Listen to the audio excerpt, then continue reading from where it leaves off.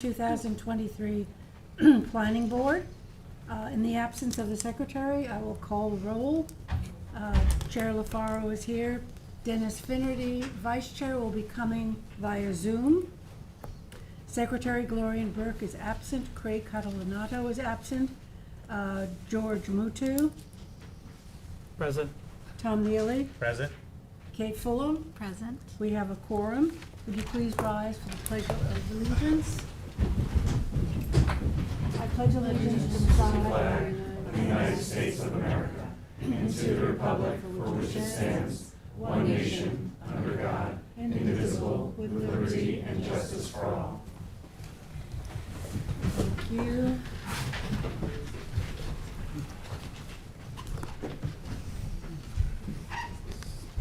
We will go right into the afternoon session. Claire, this is not a work session, this is a, No, it is a work Because it's session. confusing. Yeah, it says, it got relabeled incorrectly, but it is an afternoon work session. okay, and what about 2 and 3? They're not part, No, no, those are regular just the items. Southampton Fire District. Correct. Okay, why don't you come on up, please, and sit at the table?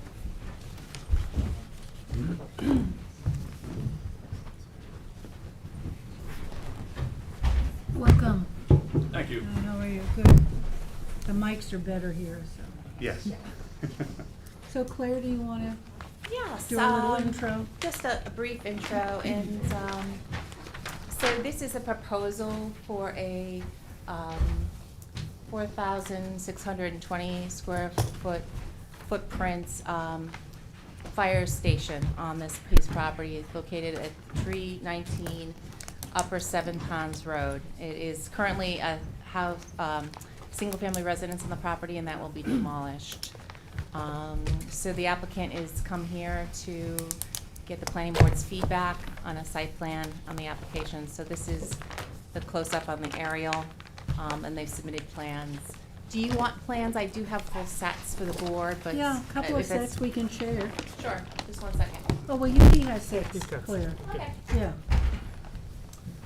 And then I'll have them introduce themselves and they can describe the application. please, yeah. Okay, maybe you should introduce yourselves now. Sure. Michael Shiano with InterScience Research Associates on behalf of the applicant. We also have Buddy Wines and David Price from the Southampton Fire District Commissioners Board. And also our team is here, Ben Chaliff from Chaliff and Rogers, and Steve Naroda and Amanda Jones from Aris Design are also here.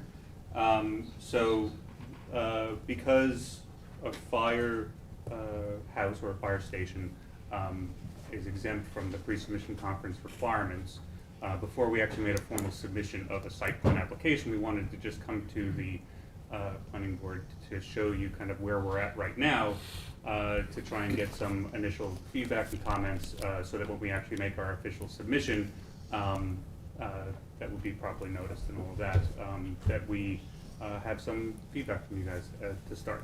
Good. So, let's just go to site plan. This is a property that's about 4.3 acres. It is located in the R40 zoning district, and a firehouse is a permitted use in this district.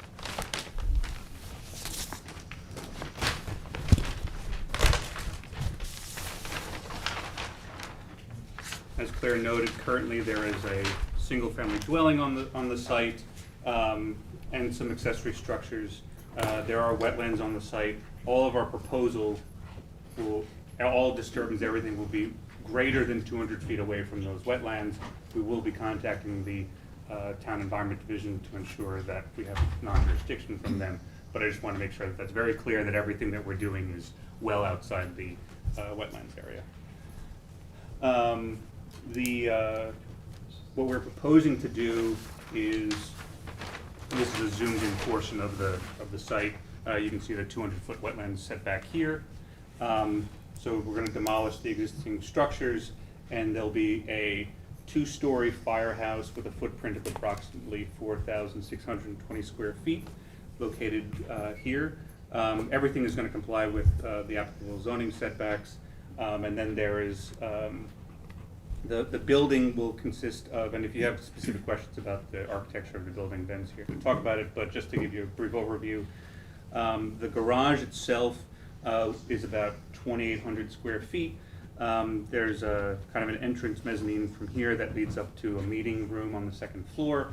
And this is going to be proposed as a substation, so it's not like that there's going to be consistent use every single day at this site. And the second floor will have an area of about 4,217 square feet, and the site, the firehouse is also going to be used by served by an IA OWTS as is required for septic. Claire, can you just go to the first aerial? Just to give you an idea about where the site is. This is located on Upper Seven Ponds Road and Head of Pond Road. Head of Pond Road, there's the bridge that goes down to the highway down here, and then there's Old Mill. Old Mill Road is the other kind of access to the highway, and it's kind of centrally located in the residential kind of area of Watermill in order to properly serve this area of Watermill. The closest fire station other than this would be on Hampton Road in Southampton, so this would really kind of increase the service of the area and provide protection to a lot more people. So that's kind of the intent of it. So we're here to answer any questions of the So let board. me just ask you a question Sure. on that site plan about parking. Mhm. What's the total parking? Do you guys know It's that on, number? it's probably on here. It is, yeah. 40 spaces provided. And are those all necessary, or? It's necessary, so there's some immediate parking in the front for first responders, so they'll be able to pull in and immediately park and then get access to the fire vehicles in order to leave quickly from the site. And we're also kind of accounting for if this is ever used for as a meeting space, as a public meeting space. So just kind of providing enough parking in the event that it's necessary. I mean, that's basically correct, right? So you may not want to build it all out, Say it right? ends up being a polling place. I was gonna Right. ask whether you have intention of it. Firehouse pulling- is typically for voting Yeah. or things like that, so if there is voting there or something, we do have the capability. The parking spaces are based upon the square footage of the building, not necessarily what the daily needs are going to be. Okay, but it's pavement, you know, as opposed to non-pavement.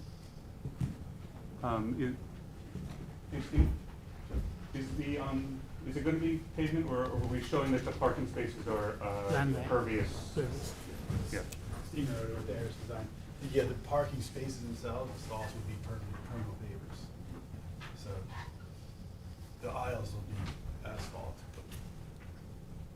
Permeable pavers, okay. And how many vehicles will it hold? We're showing 40 spaces. No, No, I think no, the the question inside is of the fire. Yeah, Oh, how much, sorry. Oh. how many pieces of apparatus do you plan to have Right. in here? Four. Probably four. Like, you know, what truck, Maximum. what type of trucks are you looking to have in it? That would be subjective to, but probably an engine or two, and a tanker, maybe a brush truck and a utility of some sort, rescue. That's further discussions we'd have to have with the chief's discretion at that point as to how they want to move their apparatus around, but So this will be a fully working substation. You know, you will have people responding to, and Yes. fire trucks and fire vehicles We- responding out yeah. of this to the surrounding we neighborhood. currently have a certain percentage, I can't tell you the exact percentage, of members who live in Watermill that have to drive through traffic to get the fire truck Right. Right. in Southampton Village on Hampton Road by the high school to then drive back to Watermill. Extreme waste of time. Response times are key, and that should cut response times considerably, as we experienced on Memorial Day weekend. Can you give us an example of what happened? Well, there was a serious fire in Farmstead, and some of the third, fourth due engines came from the Shinnecock substation. It's 7 miles through holiday traffic. takes time. So if we can get a couple pieces of equipment closer, this has been a long time coming. When this board was created by the town board about 18 years ago, one of our assignments was to find and site a substation in Waterville. And when he says this board, he means the Board of Commissioners. Commissioner. Yeah, Yes. no, Sure. I understand. Well, I mean, I just have two questions. You know, it's in a residential area, Yes. so there are people who are not happy about it, based on noise, additional traffic, et cetera. And a secondary issue is that the bridge that you have to go over, is that going to support your trucks? An engineer would have to determine that. Okay. I personally know, It's not gonna support Sorry, our sorry. School buses have been. This is not a public hearing, I'm sorry. Thank you. That's also not a primary way that we would necessarily respond. There are other avenues out to go out Mill Road.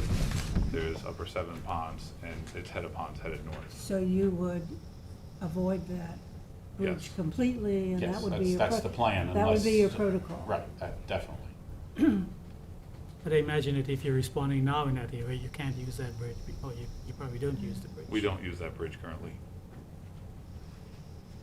I'm a data person, so I think it's useful to see some of the data of the calls, response time, outcomes, and, really illustrate how you've come to this place of this location. It's, on its face, it's clear, right?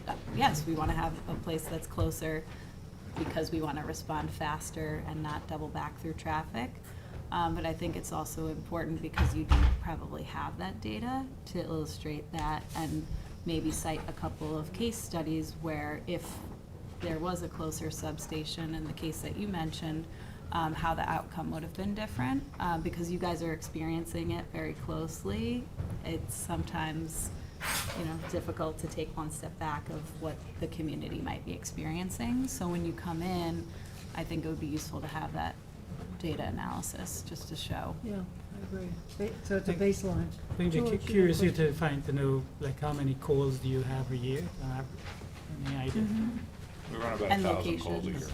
Now, that's Right. strictly fire, or do you respond to ambulance calls as well? No ambulance calls. No ambulance, so 1,000 fire. That's a lot. Fire and motor vehicle accidents, right? Motor vehicle accidents, fire, automatic alarms, Yeah. So do you get false alarms? a lot. Yeah, so out of that 1,000, what percentage do you think is, false alarms or, by the time you get there, it's over because it's 10. Or actually serious, 10 or 15% are actually, serious calls? Serious, Fires, right. brush fires, MVAs, okay. That's kind of what I expected, Yep. I just wanted to kind of And highlight you're that. bordered by North Sea Fire and Bridgehampton Fire, or are those the two? North Sea to the North and south, east? North Sea to the north, and Bridgehampton to the east, Right. and Peconic Road, Hampton Bays at the west. Do you have any other substations? Shinnecock Hills, Shinnecock Hills. we have one up, St. Andrews Road and St. Andrews Montauk Road. Highway. Oh, Up Oh, at that's that very nice. intersection. yeah. Yeah, so Mhm. that's a So- big blank area you have where this is going. Yes. Correct. So again, in that respect, in terms of illustrating this and explaining into the community, I think it could be useful to really say, here's how we coordinate. Well, why can't you use Bridgehampton, or why can't you use North Sea? What are the barriers to that, to really? Which we do. Right. We respond to their calls, they respond to Sure, ours. yeah, But they're just as far away. Their closest is yeah, in the center of Bridgehampton Hamlet area. yeah. Mhm. But we will provide a map that shows where the closest substations are I think that'd relative be to this, useful. and to That show would be how it will useful. improve the Yeah. service, when Right. we make the formal application. And the Fire prohibition on the bridge you'll include? Now, what about, George, we were Yeah, so- chatting, yeah. So, I mean, look, I know, so a couple of issues that I know that the residents would probably be interested in, and from first-hand knowledge that, when a call goes off and people, no matter how much you say, take your time and get to the firehouse, people, responders' first thought is to get there as quickly as I can because I want to jump in a truck and go, hopefully put out a fire or save somebody's life. But, so there's a speed issue that normally happens, so I know that's something that's very hard to control, but how do you think you might have your members kind of keep the speed down and responding? They're responding through this area whether they're going to that firehouse or not, because they have to respond to the Hampton Road Firehouse. And as we all know with traffic, speed can't happen. You have to work your way through traffic, and responding to a fire, your blue light, as people should pull over, don't always. Yeah, it's a courtesy And light, It's a not a- courtesy light, right, yeah. so time matters. Yeah. Seconds count. Fire grows, doubles every minute. So the Alright, traffic, the traffic congestion, you're experiencing just seasonally, Year-round now. Used to be seasonal, and now it's year-round. 12 months out of the year, you're experiencing traffic on the roads. I in mean, we all response see to- it as we drive around all year round. It just gets worse in the summer. It's still a problem in the winter, but it just gets worse in the summer. Yeah, no, I think we're all aware of the seasonality of it, Right. yeah. I mean, you look at Montauk Highway at 3 o'clock on a Friday or any work day of the week. Try to come down Montauk Highway or any of these back roads when people are trying to escape traffic and you have to respond to a firehouse. It becomes a real challenge. Yeah. The other issue might be, you know, with the fire siren going off, and I don't know Right. how you guys operate currently, or for this one, you could look at, if you operate a little bit differently. I know, a couple of fire departments have taken the issue of not, I know, Our pagers. dispatching is all electronic. Now, all the I know. pagers are gonna be outdated with, we all are getting texts. Okay. Yeah. Because I know in West Hampton, since we built a new station, we went to, if it's a fire or an MVA, we do the siren, but otherwise it's all by pages, you know. Mhm. So, you know, I think that, I'm just saying, Sirens are becoming these are a thing of concerns the people will past. have from the community about that Yeah. going off at all hours of the night, but. Sirens are more becoming a thing of the past. They were more of a civil defense thing Yeah. than anything else. So you don't expect they're gonna hear that blaring every time an alarm goes off, which is. In the middle of the night, they don't put the sirens off like they Right. used to Used to. already. Good. It's already something that's a practice. Yeah, excellent. So in order for, just to acknowledge that Dennis is here on Zoom. Hi, Dennis. So that we've covered a noise issue, Mhm. and what you're saying is that sirens are not used, right? They're used for certain types of calls in the middle of the day, but they don't sound the sirens at night. And a substation, only when it's called into service, will respond? In other words, will you be relatively inert until you're called on at the substation? How do you explain this best? Zone calls really is the big, Out of that substation, it would more likely be structure fires, and depending on what is there, what piece of equipment is there, would likely be motor vehicle accidents. And more likely in the eastern half of the district. yeah. But again, that would be based on what's there. An engine would roll out, definitely for structure fires, possibly for a car accident in the eastern half of the district. It will be based on that equipment. But, you know, out of that 1,000 alarms, you'd be talking 100, 125 alarms where it's possible something would roll out of that firehouse. It might be during the day, if the men that live in the northeast corner of the district, members, that live in the northeast corner of the Did you district. see my head twitch there?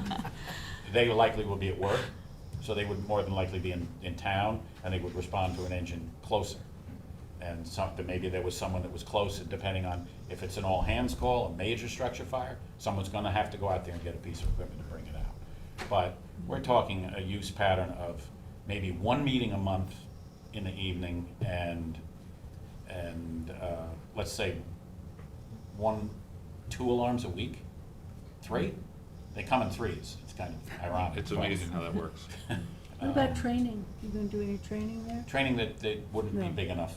Our training room is, presently is Hampton Road.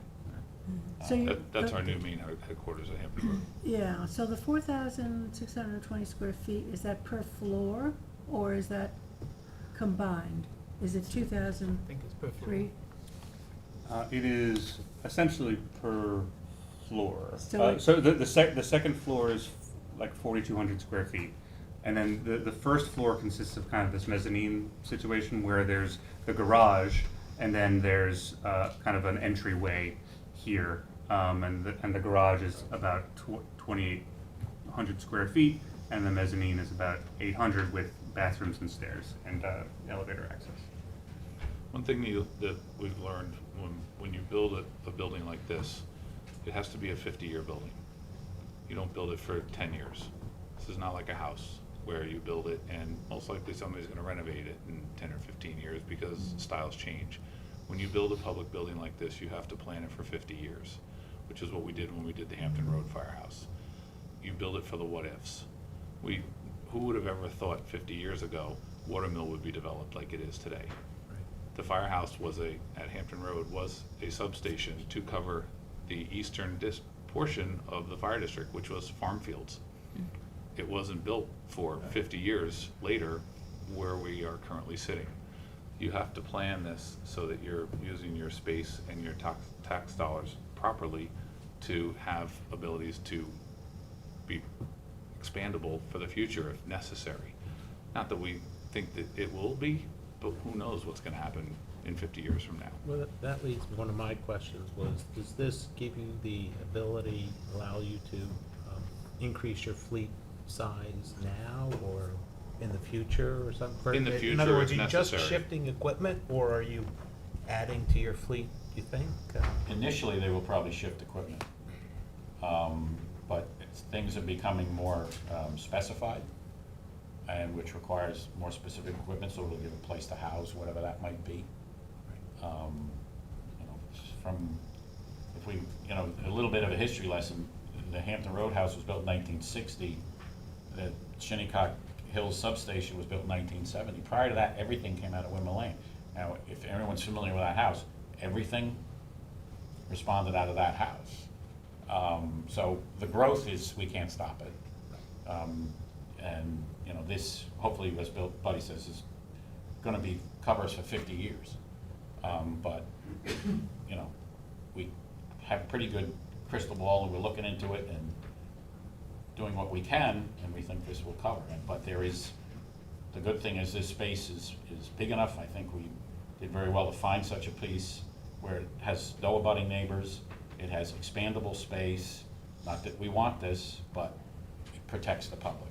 And we're trying to expend the public funds judiciously as we can, and I think it's a good site.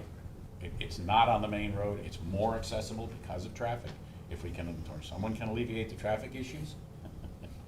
I spent 20 years trying So to. look at it. You know, it's a magic that it would be, but I think, you know, it's really the best we've been able to come up with in the years we've been, believe me, we explored a lot of different sites. And That was one of my questions. and we were turned Alternative away Nobody wanted us, multiple times. nobody wanted to sell to us. The farmers, you know, I have extended family in Waterville, one of the other commissioners does, and no, we were turned.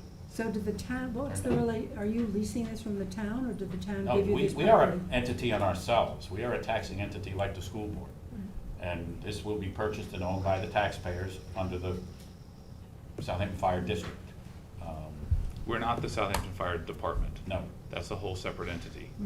We are a board of 5 commissioners elected by the town taxpayers, and we are in charge of fire protection for the district in Southampton. But the district then owns the property that you're placing this on? yes, sir. Correct. That was my We question. purchased We purchased it. approximately, we were able to, sort of, a COVID purchase by accident. We came upon it, and as we were meeting in Waterville, as we normally met in the Tuckahoe School Library, and we came upon this site and explored it, and we were impressed. Its proximity to mainly going north and east in Waterville. I mean, even south, you just go down, you can just go out by the old mill and turn down Cobb Road and you're there. But it's just, I feel very strongly about this site. Is it 3 bays? Did I- Too wide, too deep. 2 bays. 2 bays wide, but double vehicles Double deep. Yeah. So stacked in front of one another. Do you have rear exit Yeah. as well? Yes, a drive-through house. It will have 3 curb cuts, which we feel is the safest. So responding members aren't going to collide with a exiting truck. Yeah, No other business? Thanks, Paul. Yes.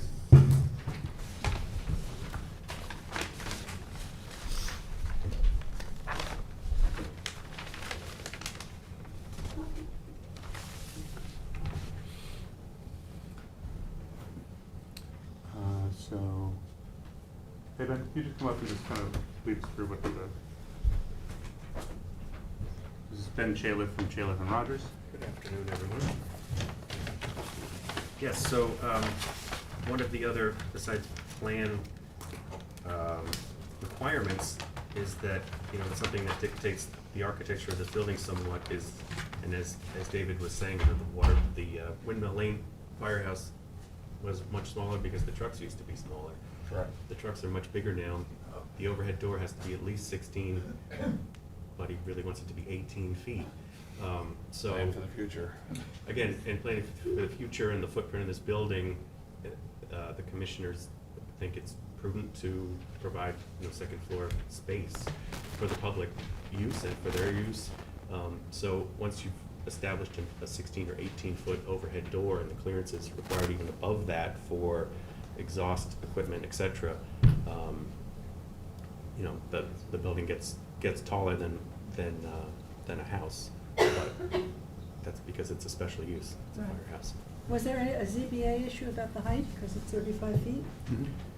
There will have to be a determination related to the height, yes. It doesn't conform to code. Yeah, we will have to go to the zoning board. Either to request a variance from it or for them to make a determination that this is a special case, which they have done on other firehouses, where it's the need for the public good outweighs the variance that's being requested. But that's going to be up to our counsel, Wayne Bruin, to determine which application he wants to Wondered why put. he was here. Mhm.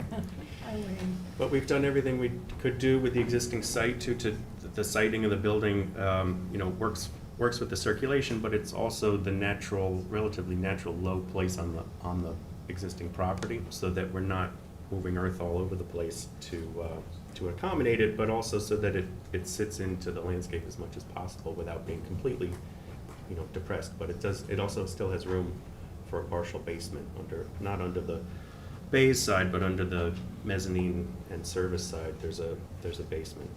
And what are the materials of the building? Right now, we're considering stucco finish, again, durable, low-maintenance materials. But that, in terms of the actual final decisions on that, we're still a little ways off from that.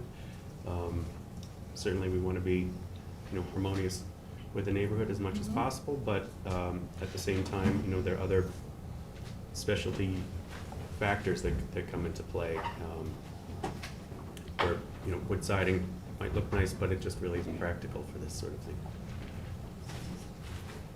It could be useful just to illustrate the average size of a home in the neighborhood next to the building, just for us to be able to imagine that and address different perspectives that will come up. Sure, and speaking perspectives, between our two firms, I'm sure we could come up with a rendering or two, so you could get a sense of what it's like from the but street. Yeah, we're requiring renderings now for all site plans, so. So we've covered some key issues here, okay? Not using the bridge, noise, traffic. What else? Any questions? Usage really, the fact that it's gonna be substation is actually gonna be usage, but not full-time. But not a full-time.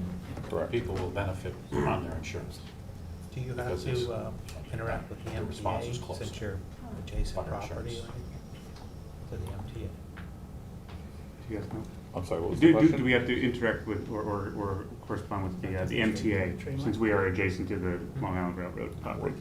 I would I mean, doubt they'd it. be noticed as part of the normal neighbor process, and by the way, I do believe the commissioners, informally at least, canvassed the adjacent, the nearby neighbors to talk with them about the possibility of this, and received pretty uniform support, right, from at least the neighbors across the street we're talking about. We have not communicated.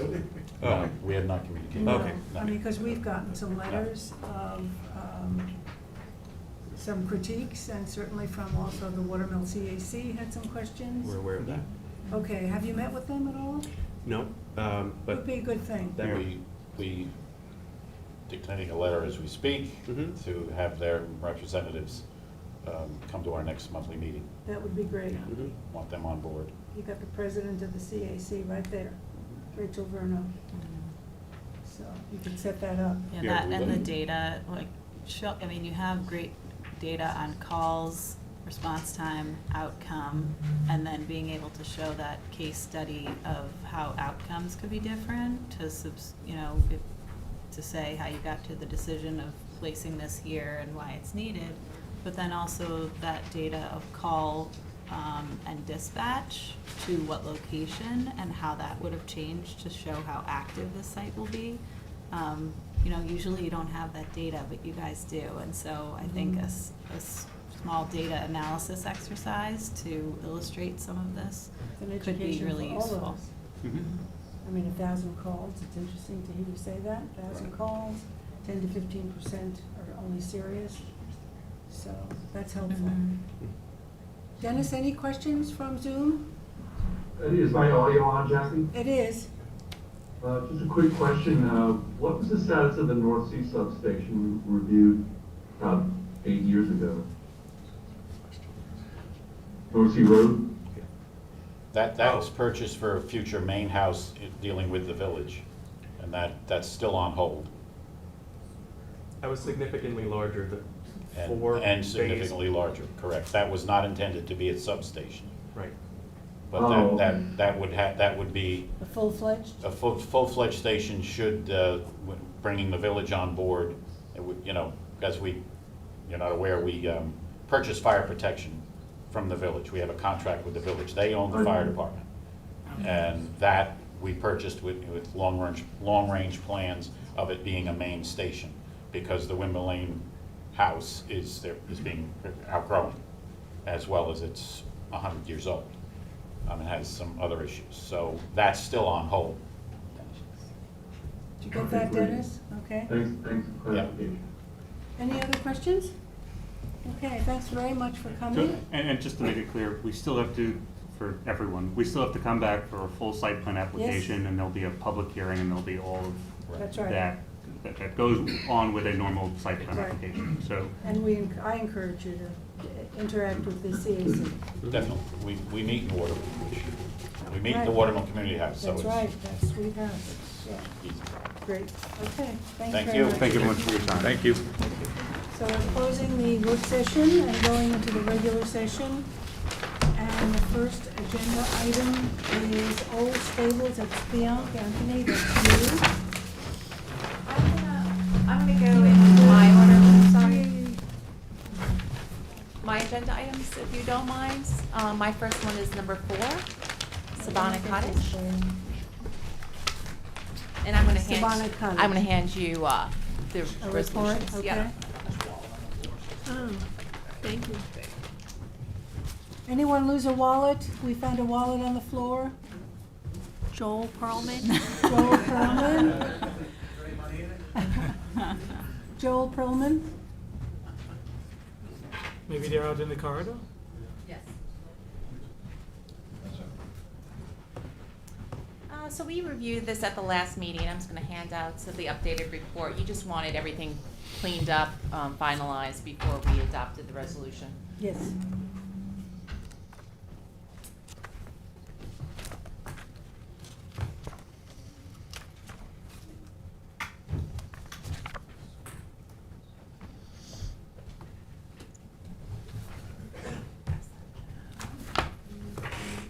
Thank you. Thank you. Sharing the plan. Yeah. I had more. Take one for yourself. Yeah, thank you. Moshe. And the applicant's representative is here too, so if you have any questions to follow up. So, what I'm going to say is that since 2 weeks ago, we did receive an additional referral from the highway departments, so that is on page 3.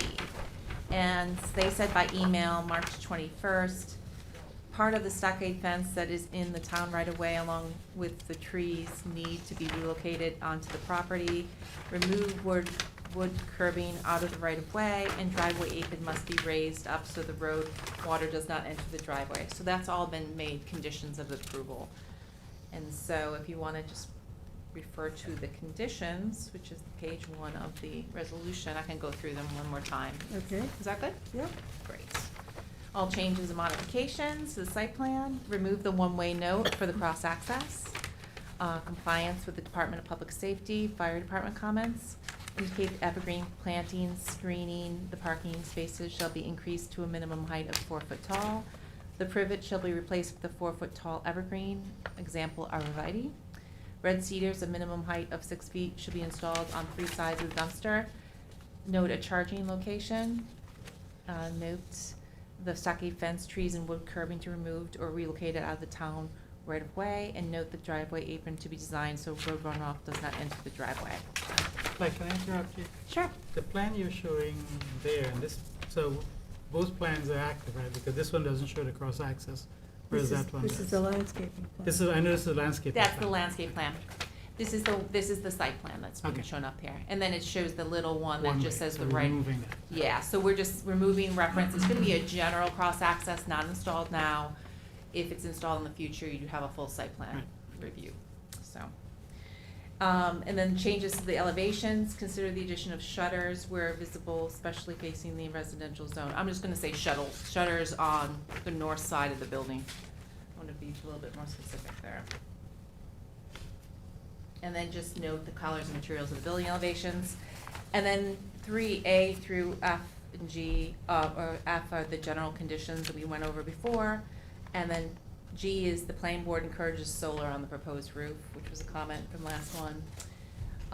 A is the submission of a future cross-access easement agreement to the west, south, and east. The standard title certification and town attorney approval, affidavit, 6 sets of plans. And then 5A, prior to CO, is the filing of the future cross-access easement agreement and the maintenance bond for the landscaping. So, at our last meeting, Anthony, you had some language that you'd found was gonna be specific for things like solar panels, water usage, things like that, which are not really shown on this.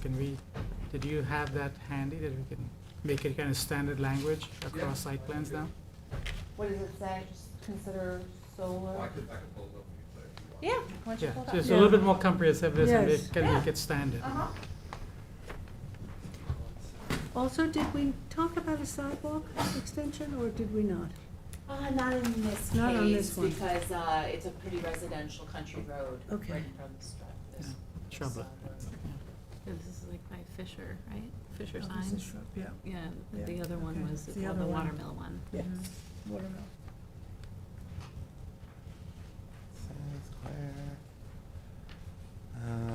The planning board strongly encourages the applicant to consider incorporating sustainable green design elements into the site plan to the maximum extent possible and where appropriate, including but not limited to rooftop solar panels, electric vehicle charging stations, grass pavers, pervious surfaces, green stormwater management, and LEED certification for buildings.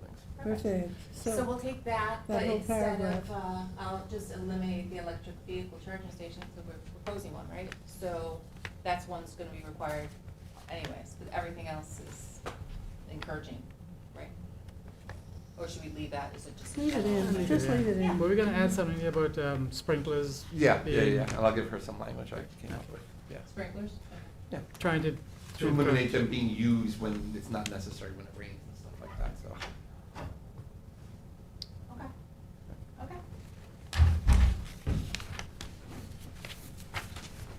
Any other comments on the report? So I'll have that for the new G. Yeah.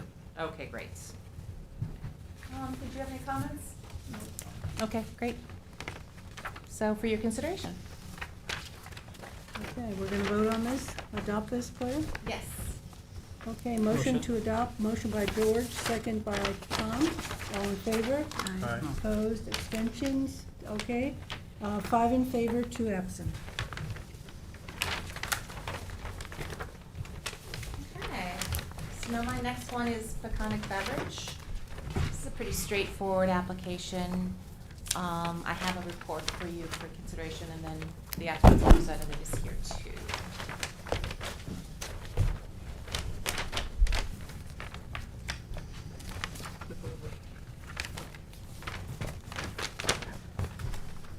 The other one, the other side, so.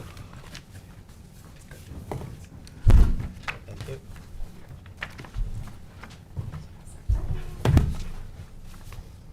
This is existing site. This is the Peconic Beverage site, which has Peconic Beverage and a rear building. Half of it is used for Peconic Beverage, and the other half was a former pool supply company, and Yeah. change it to the Milling? the mill, but they're not doing a mill work on the property, so that's something we did clarify. So Just we'll have a storing? condition, just storage. But that is still a special exception use, so we had a public hearing just 2 weeks ago.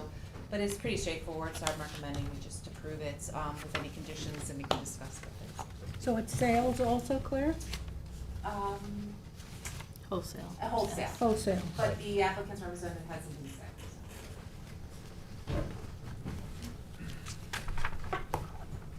Good afternoon, Madam Chairman, members of the board. Timothy S. McCulley of Council of Burke and Sullivan, 41 Meeting House Lane, Southampton. There's one provision in the resolution that addresses comments from the Suffolk County Department of Public Works. They're requiring a complete overhaul of the curb that goes on to County Road 39. That's in their report, widening, fixing the sidewalks, etc. But under 239F of the General Municipal Law, only if we're building a structure, building, or changing something on the access to that road do we have to reconfigure and make this ADA compliant. All we're doing is changing the tenant. We're not doing buildings or not. I've had 2 conversations with Mr. Danzig at the DPW, and I have to tell you, my first conversation with him, he was not aware that we were just changing the tenant. But now the report is out, okay, and he's saying that we have to comply, although he said to me, it's up to you. He said, if the board says they're not going to make you do that, we're not coming back. Those were his words to me. So I think it's unfair for us to have to reconfigure.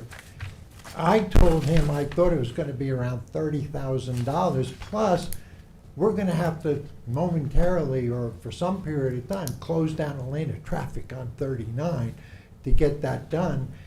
He said it was probably more like $20,000 to fix what they're suggesting. I'm just here to tell you and ask the board not to make that part of the application. I think it's totally unfair. Do you have a copy of that 239F?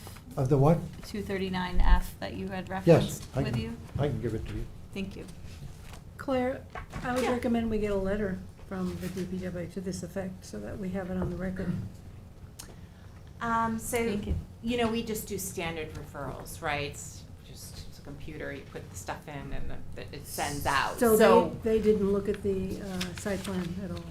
They're just thinking it's a project and then they're responding accordingly, yes. Whether we needed to send the 239F in the first place is a good question. And so if that's determined that it's not, Can you get a letter to that effect, Tim? Could he write us a letter? Me? No, not you. No, I'll tell you why. They don't, once they've made their report, Yeah, they have to revise. the only thing that Mr. Danzig said is I Council should just read I this. can make an appeal to Mr. Hillman, who's the chief of the We department. don't. But once they put it in writing, you know, the thing is, they're saying you gotta fix this and fix that, and now if they backtrack on that, I guess they think they might have some kind of liability. But they have the Counsel, liability Can we just anyway. ask counsel to read the code so that we know? They have the liability anyway because they put the curb in, and they put the sidewalks in when they redid the highway. Yeah. And that's my And question. if you look at, huh? That's my question. If they did not look at this site plan to see what was going on, did they look to see that what's in there right now is in Yes, violation? he was out, he did a field He inspection. did. Okay, so. And what he's saying is, when we put this in, it might have complied with the old standard, but not with the new standard. But that's true of all up and down County Road 39. Right. Every time somebody changes a tenant, are they gonna have to reconfigure? Well, we Marcia, have that's a had. good question. We have had other Well, the applications where Southampton they've Farm had to upgrade the Supply. sidewalk, right, Southampton Farm Supply. Just recently. Right. Well, That's the MO. Kathleen's reading. I mean, this doesn't have to be answered right away. The Mhm. deadline is July 27th, and since I'm not here the 13th, I just thought Right. we'd bring this up nice and Right. early to see if we could work out any sticking points, which, that's the big one, I think. Otherwise, things are just. Otherwise, the resolution is fine, we're just here to discuss. So if curve. Kathleen needs, Council so- needs I'd like to look at it. I mean, if the question is whether or not it has to be had to be referred in the first place, it does indicate access to or otherwise directly related to an existing or proposed right-of-way. I'm sorry, couldn't hear you, sorry. I think it's best if I speak with Tim Yeah, separately. okay. Yeah. I think so, that we'll do Speak with that. council on it, and See if we can come to a conclusion. we'll take it into All right, advisement. am I supposed to and- confer with you, did you say, or? Yeah, we'll talk. Okay, Okay, good. okay, So thank you. no action, So thank we'll you. hold the action and. Hold And the then action we'll do till the the July 27th. 27th, but I'll update the report accordingly, you Great. know, with what the conclusion is, okay? Okay. Thank you, And then we Claire. need to request the extension. No, you don't, because Okay. we'll do it on July 27th. Okay, thanks. Yeah, perfect. Thank Thank you. Do you want to do Galilee Church of God? Yeah, so this is an OD. So let me bring up the aerial.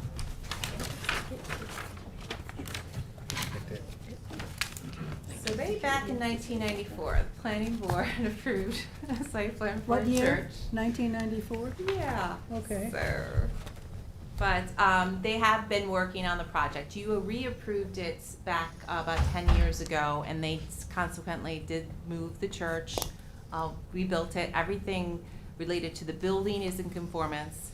What they haven't completed is the parking lot for the project, and since then, ADA requirements have become more, so they're also gonna do a ramp to get into the church. So those are the two outstanding big issues. They've been working with the town engineer. We don't have anything formal yet from the town engineer, but I'm gonna leave that as a condition of approval that we get them, and that they have been, the applicant's representatives here, and Do they you have have a been working report with them. for us, or what? I have a resolution for you, and it was originally in the packet, but I'm gonna give you a copy now, just a second.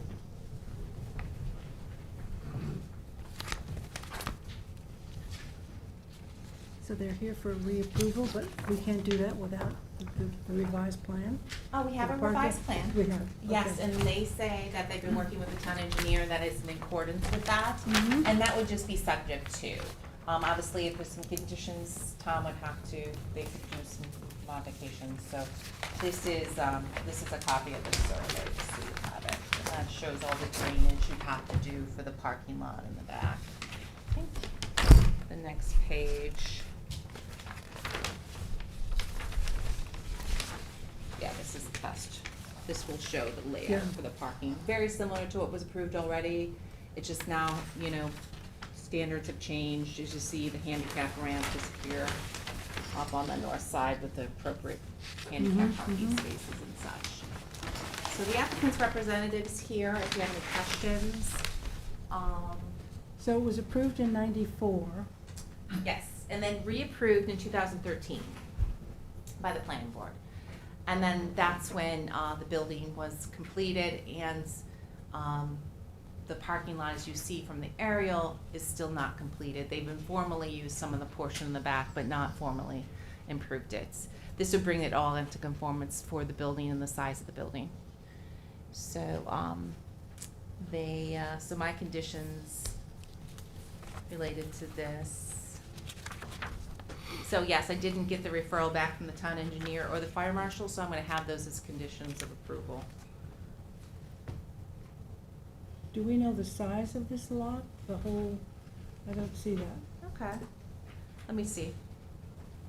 Just some details on it. Sure. Altogether, it's 35,030 square feet. And I'll add that into the resolution. Please. And there are two parking areas, right? One to the south and one to the west? Right, so it includes this other lot here that's still separate, but that lot will be merged into It's the property. merged, yeah. So this other parcel, which is identified as 43. And so that would be the additional square footage of 6,484 square feet with the 35,000 I just described. Plus. Yes. So does that say all of that in here, Claire, that I can say that. that parcel is going to be merged? Yes, so that's what number 2 indicates. The conditions prior to the issuance of CO, the applicant shall verify such merger with the appropriate documentation. So that was a condition, and I'll just spell out the tax map numbers for that. Right. Yeah. The applicant's representative is here if you have any questions. Any clearing on that? Because it looks like it's partially wooded lot. So the clearing it's been mostly, there's no real understory here on the property. It's mostly disturbed, and that's been a previous determination. It's not in an overlay district at all? I can't. This even is see the- Aquifer Overlay District. It is APOD? Yes, but it's a mostly disturbed piece of property. That's determined by the building department. So are they going to clear it completely? Yes, with the parking, yeah. Hmm.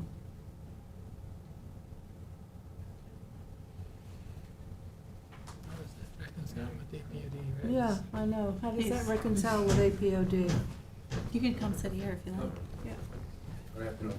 Aye. My name is Justin with Capital Construction and Advanced GC. I'm their construction consultant for the project. There will be no clearing. Any trees that are there will be staying. There's a large mound of dirt that has been dumped there over the years from who knows. That will be removed, but there will be no land clearing. So do we have on the site plan some, yeah. Can you just show us?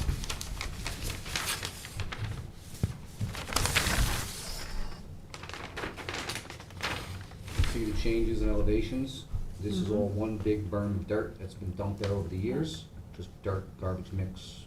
People just use it as a dumping ground. That will all be removed. You know, there's basic weeds growing out of the pile of dirt, but Got there is it. no trees. There's Got it. there'll be no land clearing anywhere on the property. So what's the other part of that? Where? You're gonna take out the berm? Yes, this is all just, these are the And elevations for where the are height the of trees, because we can't see it on here. There are no trees being cleared. Where are the is it trees? compared to the Where- overhead there? Yeah. I You don't could- understand the question. So you can see some vegetation there. That's just where the- vegetation growing out of the dirt. It's Oh, just out of the berm. bush, like, weeds and just crap that's overgrown from the years on top of the pile of dirt. Well, the lower portion looks like a berm and looks like dirt, but what's to the north? That looks like vegetation. Nothing that Are you is- talking about this? Yeah. That's It's the just bird. overgrown weeds and crap. There's no trees actually growing. Can you show yearly progression? We can get you just guys 'cause then- pictures on site if you want to I confirm think, it. I think that's Yeah. important, because it's Okay. APOD. From where it It's came? an aquifer We can protection. get you One. pictures from the site. Which 3 has years, I don't clearing know. 10 years ago? Yeah, restrictions. 18, maybe, yeah, 10 18? years ago, yeah. See, it's very cleared. Right, okay. Well, it's cleared except for that one portion to the north. We can't tell from that whether Yeah, it's especially trees or borders that what, side. Mm. but there is vegetation. We can get you site pictures, current site pictures, so you can see it's just overgrown weeds and just overgrowth. Huh, I wonder who cleared it. That picture may have been taken fall, winter, You can see- summertime, everything You can grows see the back up. dirt piles see the in piles, yeah. 2013 when they built the building. Yeah, that's where they dumped the excavation material, Mhm. Maybe. yeah. We can get a determination from the building inspector related to clearing, if that makes you I comfortable. think it's important if it's Sure, APOD, yeah. and that should all be spelled out clear here, so. Okay, so this is, yes, just so you know, this is a basis of, on a resolution from a 1994, so there's like a lot of history here, but we can pull out those staff reports and see how it progressed. Include some details, Yeah, that no would be problem. helpful, that would be helpful. Okay. Do you guys So- need a land clearing report from the building inspector? It's like we're gonna do a referral and he's going to say whether this is a fully disturbed piece of property, therefore not subject to the Aquifer Protection Overlay District property. Right. And most likely, that's gonna be the case, because you were approved originally for this full in 94, which was before, the regulations were fully in effect. Exactly, but we, since it's APOD, we really need some compliance and something Due to pin our diligence on hats our on. part. Yeah. And then maybe, yes, Oh, you know yes. it. Great, thanks a lot. There you are. Thank goodness. So, and then in the meantime, we can get the town engineer and the fire marshal comments too, hopefully. So That'd we be can- great. We can put it all together in a resolution for Okay. consideration. And you'll use the latest ADA standards? I mean, in light of the previous discussion and other discussions we've had, they've changed their standards. Yes. So, We've already installed ADA compliant handicap ramp okay, up in front of the building, okay. and then we will be installing 3 handicap spots next to it, parking spots. And that's on the site plan, the Yes. ramp? Yes.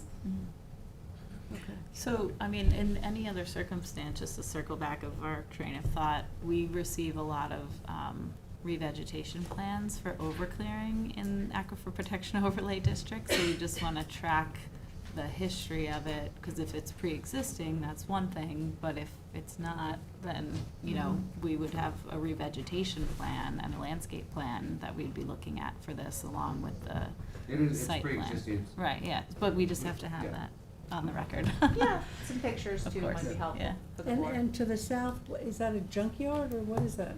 That is the neighbor's property. With all those vehicles? The neighbor is collector, I guess you could say. This one right here? Yeah. Nice word. Nice word. A collector. Okay. Yes, Claire, yeah. Okay.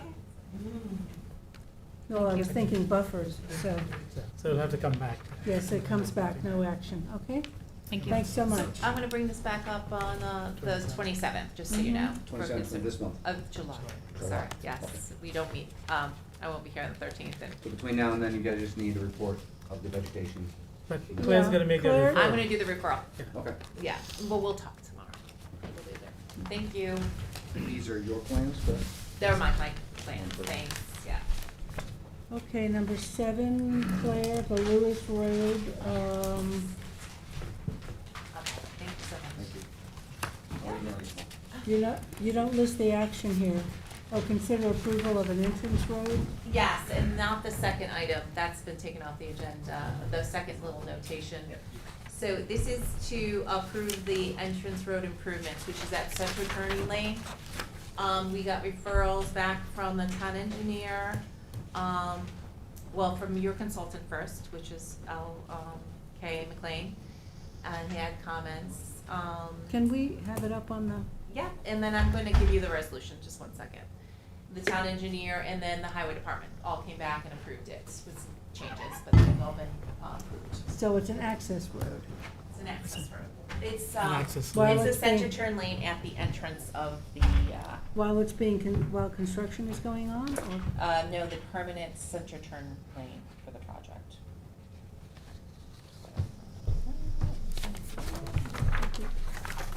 And here's the plans. Do you wanna have copies? Maybe you Okay, could just see show what- us. The one in the middle?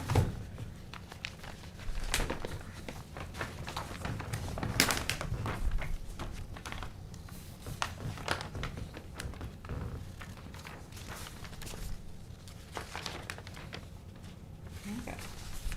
So always on the last page. There you go.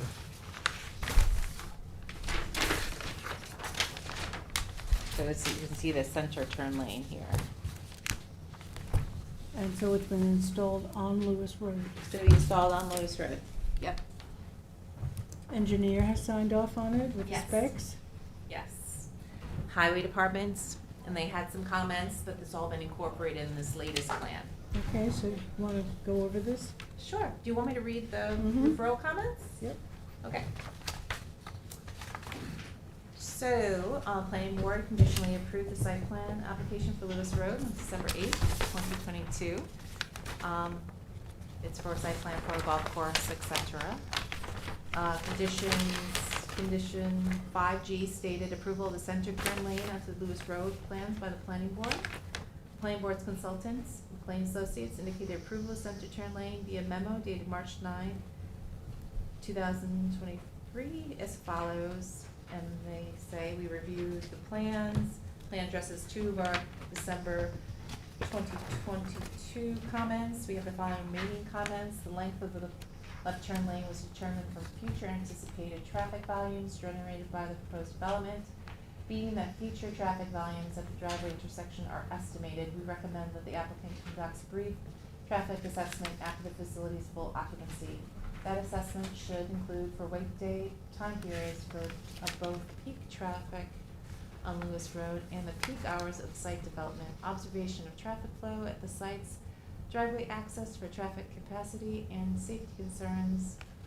It is recommended that the applicant obtains a bond to implement any additional traffic mitigation measures, i.e. a longer left turn lane. Based on the assessment, $1,000 amount would be appropriate. So was all of that done? And that's gonna be at the time, this is gonna be a condition of the approval. That once the site's fully occupied, then if Need- cars are lining up past the length of the Right. turn lane, that they Then would they've have gotta to come in. make an additional extension of that turn lane. Okay, got it.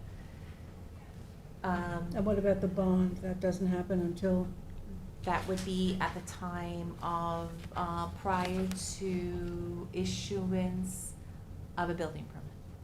That's how I left it in this resolution. Is he in here? He's outside? Let me get me. See what the length of this is? Let me give him a copy of this So, too. This is 1,200 here, so 15 to 1. There was an extra copy, right? 250 feet. Yes, this right here, I mean, it's there's a gonna few extra accommodate if you 10 wanted. it's kind of skimpy, Right, Claire. but it's right, yeah. It's not skimpy. Those are So let's the say- resolution, let's those are the say even- referral comments Yeah, from the, easily 80. your consultants Okay, and the referrals. that's the first time I'm seeing it. And it was in the packet. Well, that's the first time we saw it. Yeah, it's a consideration for a resolution.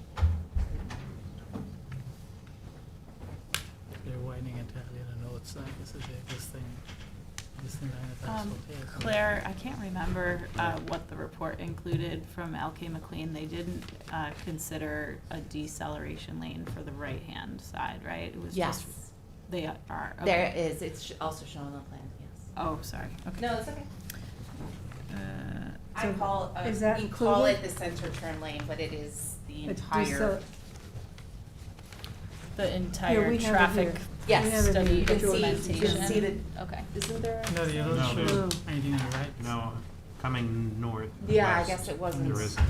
It was something that was discussed, but I guess they didn't actually end up They didn't recommending recommend that. Just that the left-hand turn was the Yeah. concern, right? Come- Yeah. Is Right. that We have what a, you're we have calling a to? question, Okay. Wayne. Yeah. About the deceleration lane? But, I'm very, Turning lane? I don't recall there being any determination about, you're talking about when you were heading west at that intersection? Right, if you were turning Yes. right in, the only concern, I think it was considered and not recommended, Yeah. right? because it's one of those, yeah, Okay, it's like, thanks, I Right. just wanted to clear my brain of it's that, been, 'cause- it's been a while. Mhm. So we just Yeah, have the left we- turn lane, and then if that's not adequate, there's $100,000 bond that the traffic study after the site's fully occupied, if it's not working, they'll just extend it further so that there'd be no queuing inside the. it's, from here, it's about 200 feet back, so you can easily stack like 8 to 10 cars in here, Mhm. you know, or Fine. vehicles in there, waiting to turn. Mhm.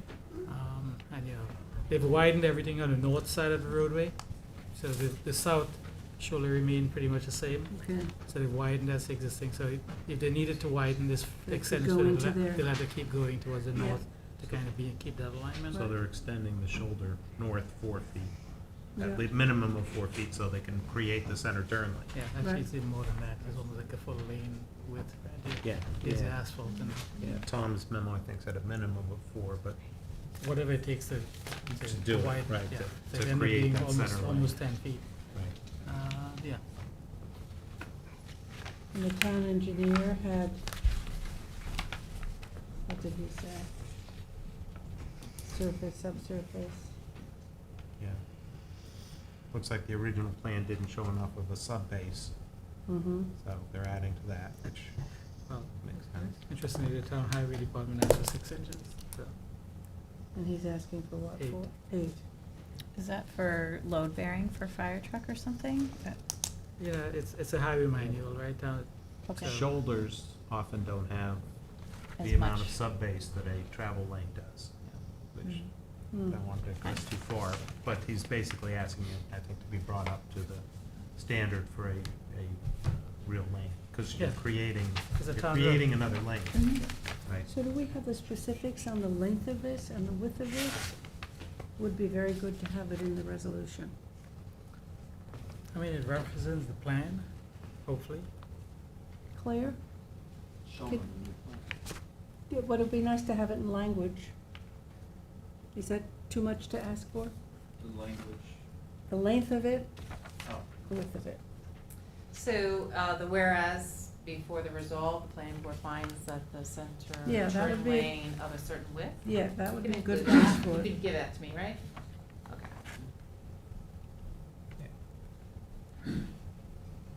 Yeah, there you go, so as depicted on the Yeah, and approved as engineering drawing. So That's whereas fine. the center lane of X number of feet and width as depicted on, yeah. George is right, but it's not That laid It's a- out here and measured, where Yeah. George is reading it, he's reading it right, but approximate. We're approximately, yeah. kind of Unless, guesstimate unless on that. it depicts it on that a little bit more, I don't know. Does it? I'm sorry, you have to Come up- go up to the come up to the podium or table. come to the desk? Come to Come the up to the table table, yeah. and give us your name, Yes, my name is Osman Barry yes? with the farm of National Pope, Uh-huh, the traffic engineer. okay. So we're just questioning, some detail on that, center length. lane. The length of the center turn lane, It's 250 feet. How the plan shows that.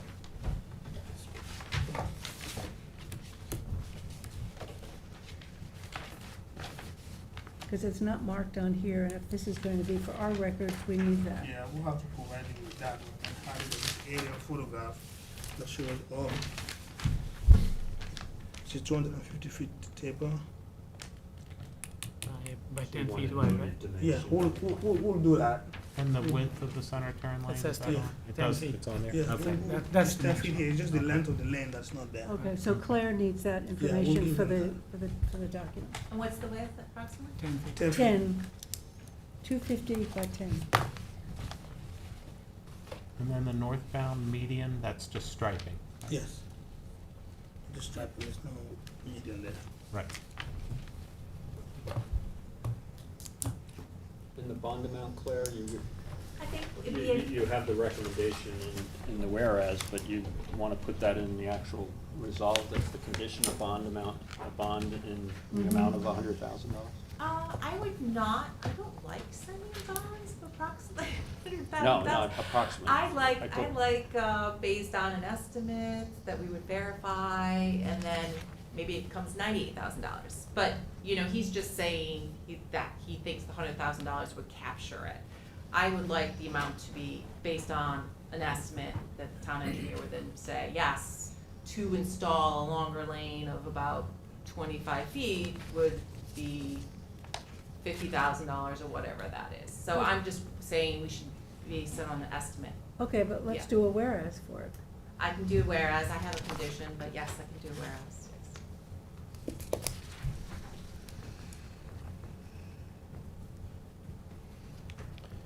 So the condition is to submit an estimate for the town engineer's review, so he can set the bond amount and then submission of the bond.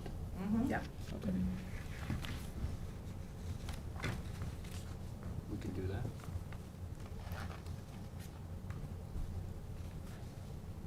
Okay, so our action is to Adopt this approve the center resolution. turn lane Yes. with all of the conditions. Dennis, any comments? On the center turn lane? Ken, We're not here. your audio is off, Dennis. Yeah, the sound has been really bad, but I've been able to follow it too. Okay. Any comments on the center turn lane? We're gonna get the length and the width of it and put in the bond as a whereas. Any other comments, you guys? Kate, any more comments?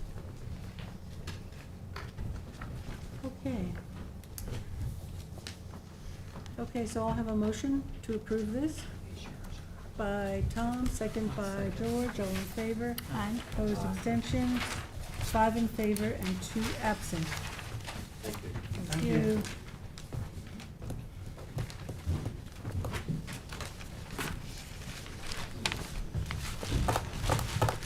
And then my next one is for discussion, it's the Long Island Resource Corp. Tesla. Thank you. Is that the Hampton Six Realty Corp? No. No, number Which 8. one? Number 8. Tesla. Oh, Long Island Resource Corp, of course. That's the end. Hi, you. Harry Gray. Huh? Harry Gray. Harry Gray, yes. For a long time. Long time. Right? That is all. That car dealer there. It's like an army bag, John, it's like an army bag. I was just noticing that the color is Oh, yeah. kind of brown leather. My, with one of canvas. my 33-year-old said to me, I would never carry a man purse, Dad, but since you do carry one, that's not so bad. You have a lot of things to Wise carry. guy, Scratch it, right. He doesn't work as hard as you. Otherwise, you'd be looking like a schoolboy with your folders. I hit him. Lovingly. Okay, Claire, do we have a report? That's the one thing I forgot to bring up. It's on my Tesla stuff. Okay. This is Maybe discussion, Jeff can right? get it for you? No, let me do it. Do you mind taking, sorry to bump you, but I'm just gonna go grab it because it may be impossible to find it on my desk. Did you want an extra? You've got one. Oh, I need 5. Oh, for the but cord. not Oh, that. I'm sorry. So if somebody wants to jump in, do a couple extensions, I'll be right back. Okay. Oh, my back. Okay, want to do an extension? You could stay. You could just You don't stay have to there. move. My stuff, I don't have any, like, reports or Your anything. Hampton Six Realty Corp? Would you want me to start with my first one? Yeah. Oh, yes, you're in the front. Old Stables at Spion. This is the subdivision on North Phillips Road, if you recall, with the one affordable unit. We're doing an extension of the action deadline until July 13th, 2023. It's because I'm waiting for the engineer to sign off on the SWIP and all To that. July 13. Motion? Motion. By George, second by Kate, all in favor. Opposed, abstentions, 5 in favor, 2 absent. Number 9, I believe, Hampton Six. Hampton Six Realty, that's the market, Hampton Bays. Yeah? They gave us the revised plan showing the connection, so I've referred that to the engineer. I don't want to make conditions with some of these complex, you know. Right. So we're going to do an extension of the action deadline, this one until July 27th, 2023. Okay, motion? Motion. Motion by Kate, second by Second. George, all in favor. Aye. Opposed, abstention, 5 in favor, 2 absent, July 27.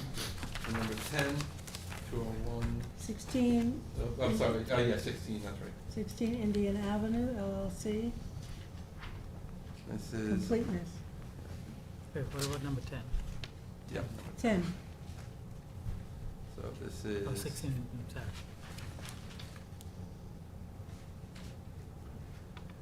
This property, which is on Springville Road, right in Hampton Bays, it's this lot here. It's in for a 2-lot subdivision, it's in the R20 zoning district, there's an existing house in the front, vacant in the back, also a portion of it abuts to this road. They're proposing a flag lot with a strip, or they're proposing a second lot back here to be accessed from the road. This was something that we looked at previously. We initially had an application in some time ago involving both of these properties. As you can see, there's driveways and connections and all sorts of stuff going on. That application never went anywhere. We raised a number of issues about this piece and have to deal with all the common access and driveways and everything. That application was essentially withdrawn.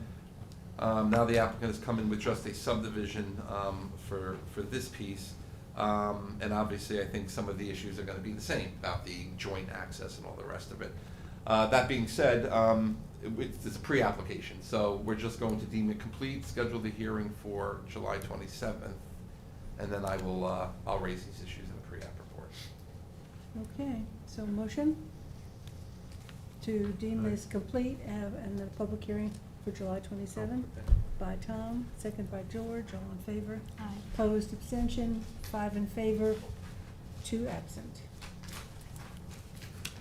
Hampton Cove Estates, Anthony, 12. Hampton Cove Estates, yes, so this one, Scheduling this completeness. yeah, let me just put it up here real quick for you. This is a property, very small property in the R20 zone. Actually had pre-existing CO for hotel use here. I believe it's 8 units in there. And the town code allows through special exception the conversion to co-ops or condominiums. These units have been operating as co-op condominiums for decades now, but the CO doesn't reflect that, so they've come in to legalize it. I was waiting for authorization from all the unit owners, which we now have, but we're gonna do a pre-submission on this one. So I'm recommending this one a pre-submission to be scheduled for August 10th, 2023. August 10th. So it's complete and schedule a pre-submission for August 10th. Motion by Kate, Motion. second by George, all in favor. Aye. Opposed, abstention, 5 in favor, 2 absent.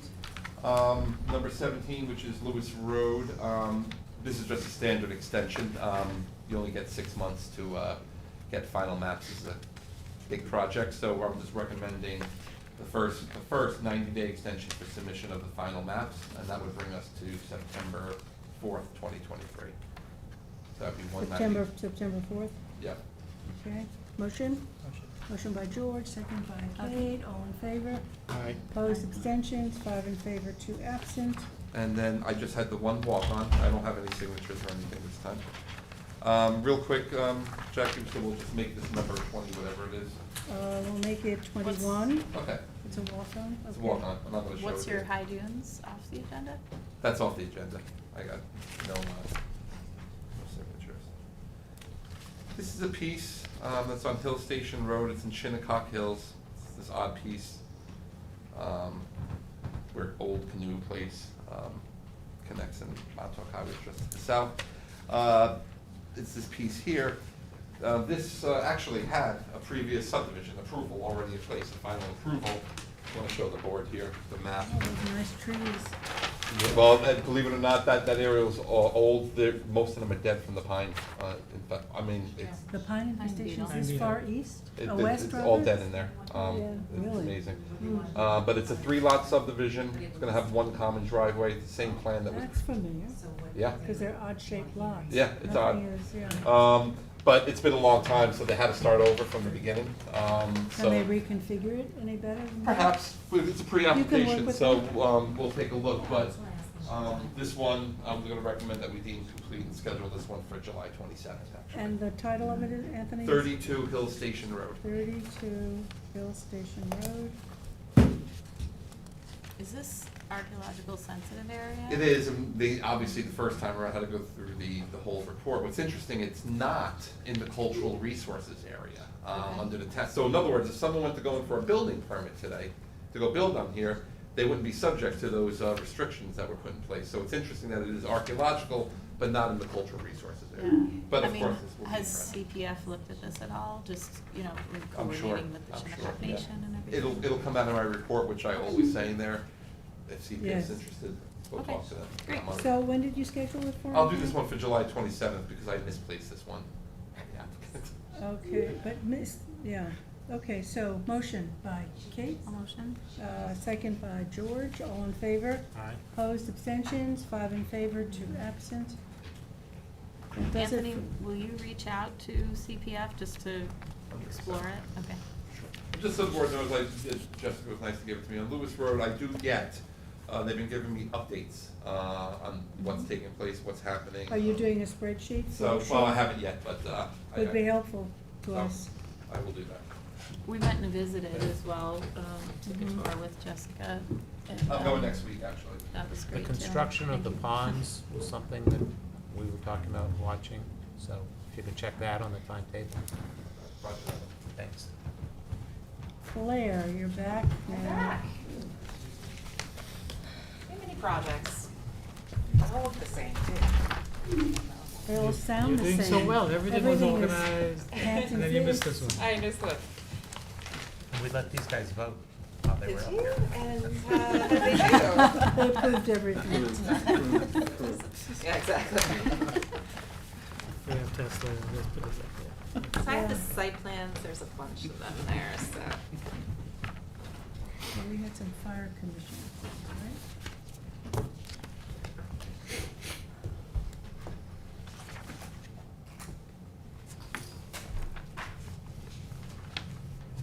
So the hearing was just a couple Yeah. weeks ago, right? Yeah. I just wanted to make sure that you had, if you had any questions that you resolved, obviously I'm not here next meeting. The deadline would be July 27th. Is it all the same thing? Yeah. I think it's Oh, all, this is- well, No, they're different. concept floor plan, the interior.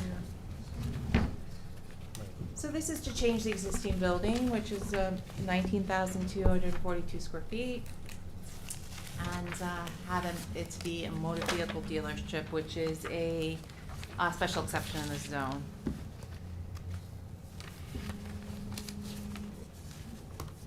So it is a type 2 action pursuant to SECRET. There was a public hearing on June 8th, and there was no comments received during the 10-day, at the hearing, nor during the 10-day comment period. So the referrals, I've given this to the applicants. There was many comments from the fire marshal that just need to be addressed. They're very specific to the use on the property and to the battery issues. Obviously, there's batteries associated with these cars, so, The nighttime view, that's the sign is gonna be Illuminated, something. backlit, yeah. so I'm going to, and I'm not this gonna one. read the specifics. What is it?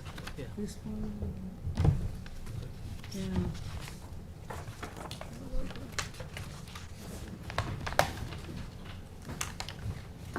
So there has to be compliance with the fire prevention. Yes. Okay. Okay.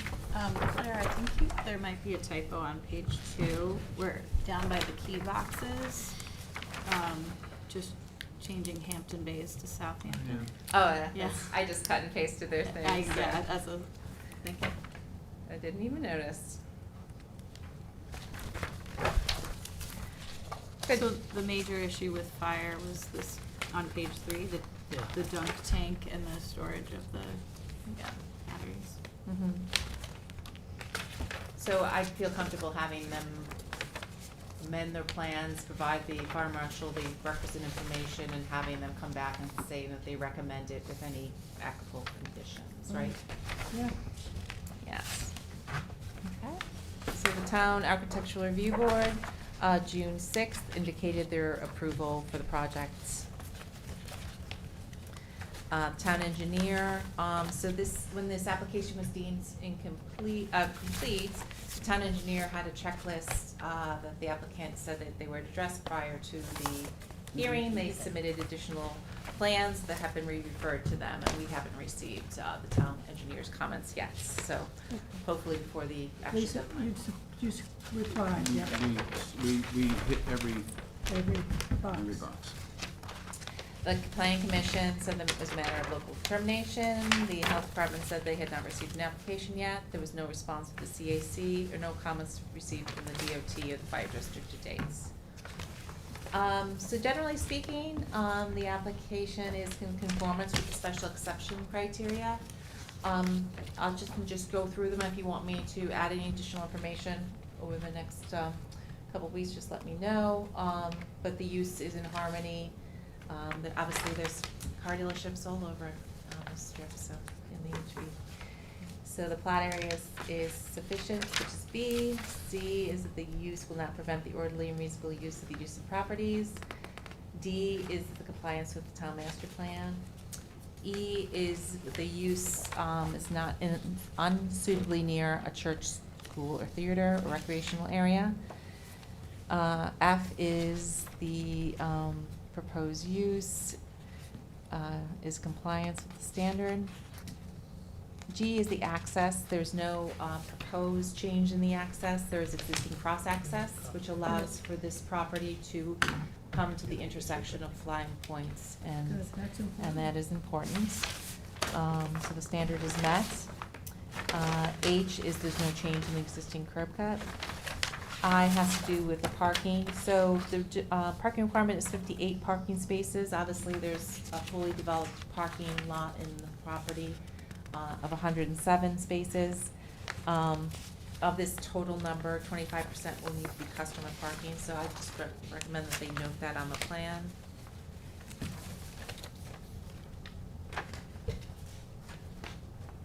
There's 2 truck loading spaces and 3 handicap spaces are proposed upon the requirement of the 58 required parking spaces. There's no change to the buffers. There is existing buffers provided to the south and to the east to the residential properties. Additional plantings in the form of 3-foot-high boxwoods. They're actually proposing that as shown on the site plan, so that won't need to be a condition of approval. Do you need health department approval? I can't remember.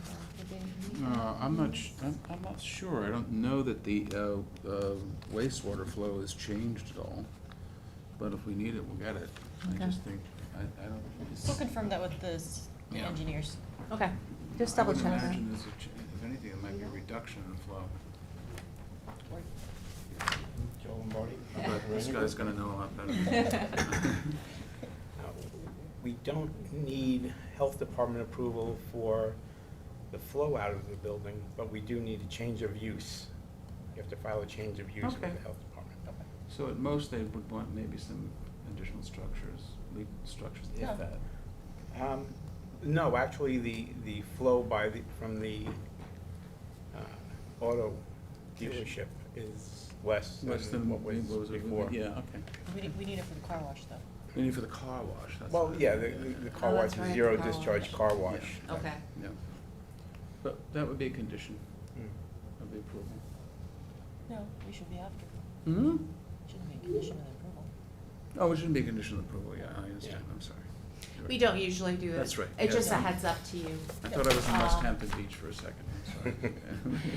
It's just a heads up to you The if only you need that municipality before a that building does that. permit, so. That's fine, yep. Sorry. Okay. I'll add that about the car wash too, under the wastewater. Okay.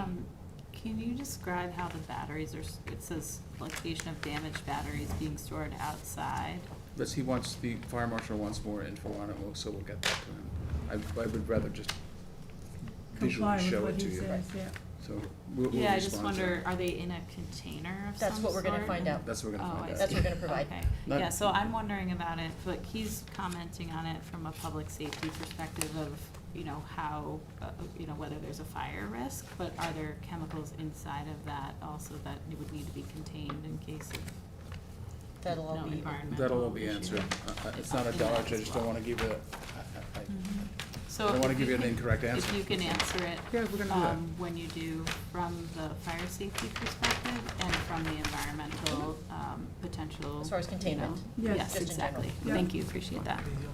The one, I did have one, It's a I great ha- I had- phrase, source I'm containment. sorry, Kate, excuse me, I didn't want to interrupt you, sorry. I did have one point of information, I don't know, did Suffolk County, did the DPW send you their non-jurisdiction letter? I think for you emailed We just emailed me it. 5 You did? minutes ago. Okay. Well, no, it just And I seemed didn't like- open it. It just seemed like it's something that they would send to the municipality as well, but they sent it to the property. Oh, that's interesting. Okay, thank you. So then the only other thing I had, and thanks for getting through all this stuff, Claire. The only other thing I had, can you show the map? This is something that the fire marshal said, the access drive in the northeast and southwest, so I'm getting a little bit turned around, I want to make sure that I've got the right directions, of the building shall be designated as a fire zone. There. It's So- a fire lane, yeah. Fire zone, so what you have is essentially you have, Existing along this edge already, yep, a zone here, and then the fire marshal is proposing this whole side as well for, which is fine, because that's very easy to fight any fire in there. It's probably better than most So we just keep it buildings. clear for access. Yeah, but here's the issue that I have. The site plan describes parts of the fire zone on the southeast side of the building as loading zones, which is this side, right? as listed, labeled as existing loading zones. Yeah, parking in these areas shall be prohibited. I don't mind prohibiting parking there, but I've gotta have a place to load and unload. Yeah. So just I don't just wanna park make there. sure that there's no prohibition against loading in that area. And it's 'cause there's- listed as existing loading zone, and it's shown on the proposed site plan as a loading zone, But just this- in this small section. I- What does he say? It's You wanted it's to- ambiguous, it's ambiguous, I he guess says you're parking. saying that stopping to load is parking. Is it? Well, I don't know. I don't know, well, that's So my that's my point, question. Judge. You wanna be Yeah, able yeah. to use that as a generally loading handle zone. that with signage. Yeah, no As parking. Loading, you know, Right, loading loading. zone, Yeah, but there's an loading end- zone No only, parking. We just don't whatever. want it, that we can't use it as Yeah, a loading and I zone, agree, it Tom, must but be a fire zone only. he's creating That doesn't make he's sense. creating an ambiguity here. Because he says, parking these areas shall be prohibited and required signage and pavements. What signage? I don't think I should be required, I don't think, unless you can show me some code section, I've got quite the ability, more so than on most buildings, to fight a fire here. I'll think on stay that parking apron- out of here, but I have to load somewhere in the rear. Parking, Just say no parking. Signage. loading zone only, or. Right. Okay, Yeah, that's loading fine, zone. It's that's in fine. the, Yeah. you know, the traffic manual, the Okay. MUTCD has Okay. signage for that. That's fine, we just No wanted parking to loading zone. point it out Okay. and clarify Okay. based upon his report. Unless you're signing all the other areas with some kind of parking regulation. Nope. And only parking up against the building is really In the front. in the front. So it's like quite free for It's fire matters. permitted. purposes. What's the Don't sign it. what's the threshold for parking versus loading? Loading. 15 It's minutes? the activity. Like, If activity's underway. I see. that's- Okay. We're not designating parking here. That's with why we have spaces. attorneys and, but, right. But, Generally, so why don't you have them denotes say activity. no parking loading allowed or something like that, so there's no ambiguity on the site plan? Can we do that?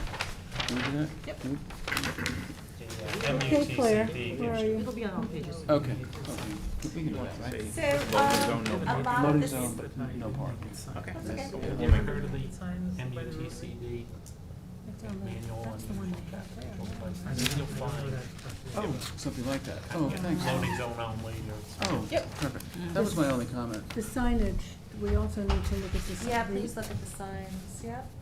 We haven't seen them. We have an illuminated Oh. sign. Okay. I believe that, for whatever it's worth, the ARB was fine with that, right? Yeah. That's binding on We, you, but. we have to sign. Yeah, it. I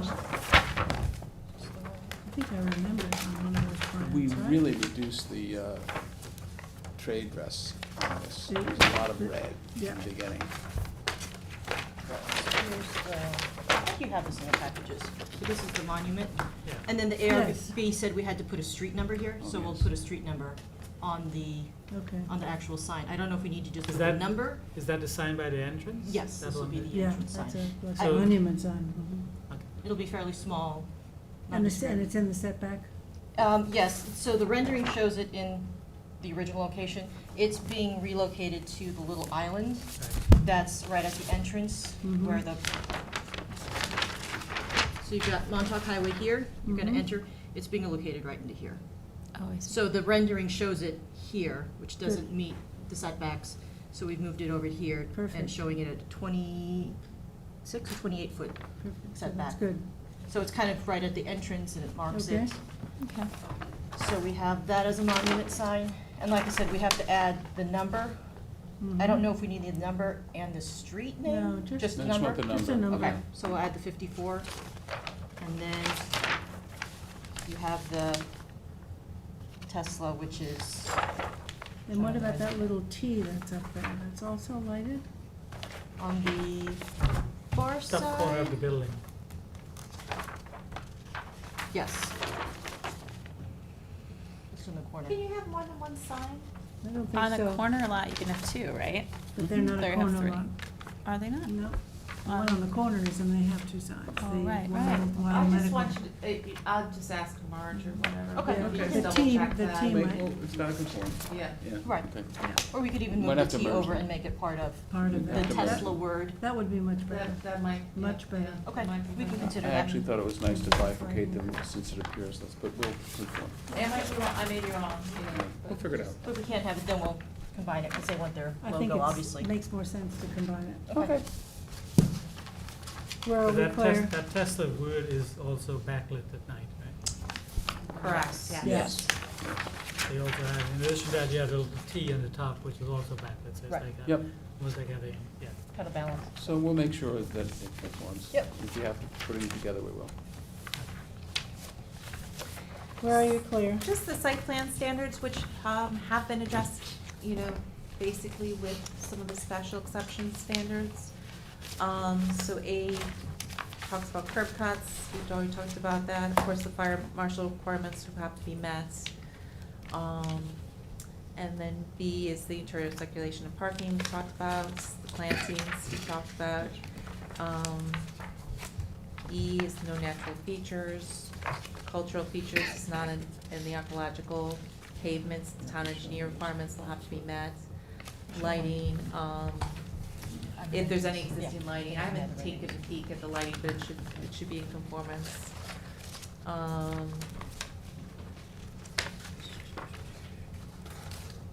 Do you want to say anything about the glare? This is not a big last area, which is unlike some of the other ones we have, so I'm not quite sure if you have any glare issues on this one. Okay, so I'll take any comments related to that out.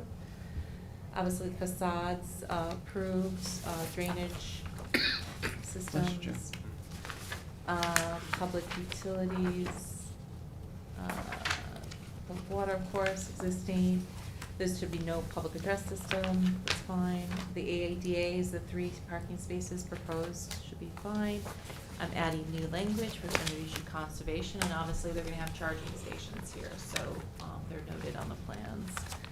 And of course, O is the cross-access, which is existing, architecture already addressed, it's not in the agricultural overlay district. And the final thing with the outdoor display, there's some parking, of course, it's been the 50 feet pre-existing. I'm just recommending that that not be displayed, just be used for car parking. Right, just car parking. Yeah, Have to be, I customers. think I have to be 50 feet with display, right? Yeah. Yeah. So Got that- variances Yeah. for that, but I. And I'm gonna add, so the signage, you had some comments, I'll add those comments in there. And then I'll have a special section of battery storage, battery Mhm, discussion, whatever. address the fire marshal comments, and they're gonna provide more information about battery Right. storage for you. Right? Great, But so these can all be conditions of approval? I'm gonna prep one, Okay. but we really need I'll the try town to get you engineer the- sign off and the yeah. fire marshal sign off, Okay, right? That's what we're looking for. sounds good. And the Okay. information about the battery, Good. right? Anything else? Any other Well, just on the questions? signs also, whatever, tools. Yeah, Oh. I would Yeah, take we'll that find T out. off and We'll find out combine about it. that as well. Yeah, Go back to the. sort of hangs by itself somewhere, doesn't make sense.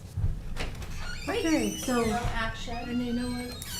I must say, the last time I was here on the public hearing, I was very, sort of, when you put the big battery storage The thing best first, because I was supposed to go before that. Yes, I know. But You I waited patiently. quickly, I You were okay came with to that, realize, though. maybe it's a good idea that that hearing went first. It's like being the last Right. of 5 children. Yeah. Right.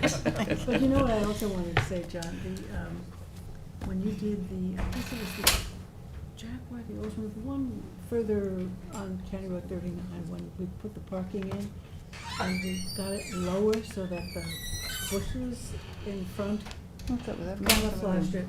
It was brilliant. It's the only one that, you're the only one that ever did that. On It's 39. it's Mercedes. Oh, the Mercedes, yes, The I know. parking is Right. pitched low in the Yes, it front. is. Yep. And so that the Hedges hide more? hedges look, Yeah. it looks great. That was the architect. No, it was a me. conversation with, No, and it it was wasn't me. me. Take With it, both of It was us. a nice synergy, It was a right? good, Yeah. it was a good partnership. Okay, You went so with it. no action on this, Claire? No action. Okay, great, thank you Thanks, very much. Lisa. Do you want these back? These are yours. Oh. I was just playing You Claire. Claire sent can them have up, them. okay. We'll leave one of them here. Thanks a million, folks. Thank Be you. well. See you tonight. Yes, Cover up the sure. microphone. Yeah, but Claire, I think Thank this you, Claire. title, Thanks. I'm not sure what this is, but they don't go in capital. They don't? Okay, so I have, my next one is 11. It's a completeness item. So I just want to ask you how you want to proceed with this application. how many do we have on the 27th, Claire? I think, did Anthony, we have 4? 4, yeah. I didn't add one yet? You have one. Let's see. This wouldn't be for completeness for a hearing. You have 1, 2, 2, This one's going 3. to have something other than completeness. 4. Anthony came on with a walk-on. Oh, he did? So Okay. that's 32 Hill Station Road, so that's 4. Okay, you got 4? Yes. That's okay. Anything I schedule can be on this one. No, I, Is that no. There are 4. 103, I have 103 may be scheduled, yeah. for the 27th. Maybe, yes. If Carl's Okay, good. where are we, Claire? This is on Spionk Riverhead Road. Where are we? It's number 11, sorry. Okay, Delandro, Jeffrey Delandro. So in this instance, it's in the Aquifer Protection Overlay District. They are proposing a building, it's had the pre-submission. Upon review, it's noticed that the property can only clear 25%, where our code allows 50%. So they need to amend their covenants as others have done in the past when they're more restrictive than the existing code of the CNRs. So they're asking for a covenant amendment besides proceeding with the site plan application. In this case, I'd recommend that we do coordinated review for SECRA, Pine Barrens, Health The Department. Pine Barrens has to weigh in. Yes, so we'll do all of that. But when do you want to do the covenant amendment? It requires a majority plus 1. Do you want to have a hearing?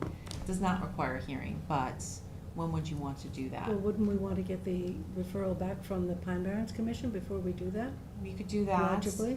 We're gonna do a referral at SECRA purposes. Do you, or do you wanna have a hearing on every, like, do SECRA, then do a hearing on the covenant amendments? That's my question to you. I'd rather have more information Yeah. before voting on the covenant amendment. Okay, so do it together. Have the site plan and the hearing. Hearing. Oh, okay. Yeah. Okay, so then the action today would be to coordinate SECRA for this purpose. I have everything necessary for that. Okay, so you want a motion to coordinate? Yes. It's an But older your fact covenant, is, your Claire, no resolution public says you deem hearing. it incomplete. Yes, because I didn't have the town engineer information, and I actually still don't. So But what I'm gonna do instead of deem it complete is coordinate SECRA, and if we still don't have town engineer, then I would deem it incomplete at that point, prior to that. So we'll coordinate. You sure you want to make that extra step? Yeah. Okay. Oh, yeah, we can do that. I'm sorry, yes. No, I was just wondering, it's an older covenant? It's an older covenant, Most of them so do it require doesn't, the hearing. yeah, it doesn't have it. This is 19, it's before even, I think it was 1980 Yeah, something. the 90s, I think, is when. Yeah, Okay. so, that, it says majority plus 1 only. The I double older checked. covenant is more restrictive than what would be. No, the newer covenants always require a hearing. Public hearing. Because people would be interested in the neighbor, obviously, there's no neighbors, like houses neighbors in this instance. But we'd obviously just notify everybody. So if you're comfortable, we can coordinate SECRA on this case. Yes, so you need a motion for that, right? Yes, please. So a motion to coordinate SECRA. I need a motion. I'll motion. Motion by Kate, second by Tom. All in favor? Aye. Opposed, abstentions, 5 in favor, 2 absent. Sounds good to me. Thank you. I have two more. One is 103 County Road 39. I'm sorry, what number that is. I'll tell 15. you. 15. This is the Southampton developers piece of property. I don't know if everybody remembers that application. It's the one immediately to the west of Burger King. And it was a proposal to do a 15,000 square foot medical office building back then. It has since way expired, so the applicant has come back forward with a pre-submission request on this application. Well, next to the cemetery, right, Farrell has a sign up there, Right. Yeah. developing it, yeah. Medical offices or something. Yeah. So this would be to schedule pre-submission conference. Do you want me to take a look at the site plan real quick? Yeah, sure. Of course, that County Road 39 study was never adopted, right? Did you sit on that, Tom? Which one? County Road 39 study? Corridor study, Not the corridor, County Road 39, the access management was, not the access manager. we did so many. I know, I sat on it for 2 years, and nothing Oh, happened. I know the one you're talking You about, know. it's great, yeah, from like 2006 or whatever, yeah. Yeah. Me. Claire, Jackie, Yeah. Tom, you were not here. Oh, I was not here, I was Kate here. wasn't here. In a different role. I was here too. Kathleen was here. Yeah, you were here. Not here, but downstairs. Okay, now, identify yourself, please, for the record. Carl Benacasa, 860 Montauk Highway, Waterville, the applicant. Good to see you all. Good to see you. So, I'm sorry. Virtually the same, is that what you're saying? It's exactly the same. Okay. Yeah, virtually the same. The only difference, I want to note something quickly. In the narrative on the application and in what was submitted, there is a mistake as to parking. Did we have anything on this? Yeah, I note the parking in the resolution. So, Do we yep, have I have the anything? resolution. Yep, just 1 second.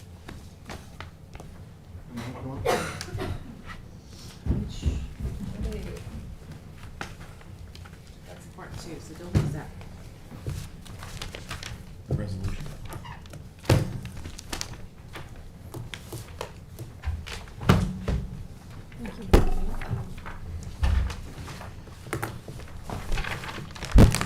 And can you identify yourself? Sure, Andrew Kelly with VHB Engineering in Hopog, New York, project manager.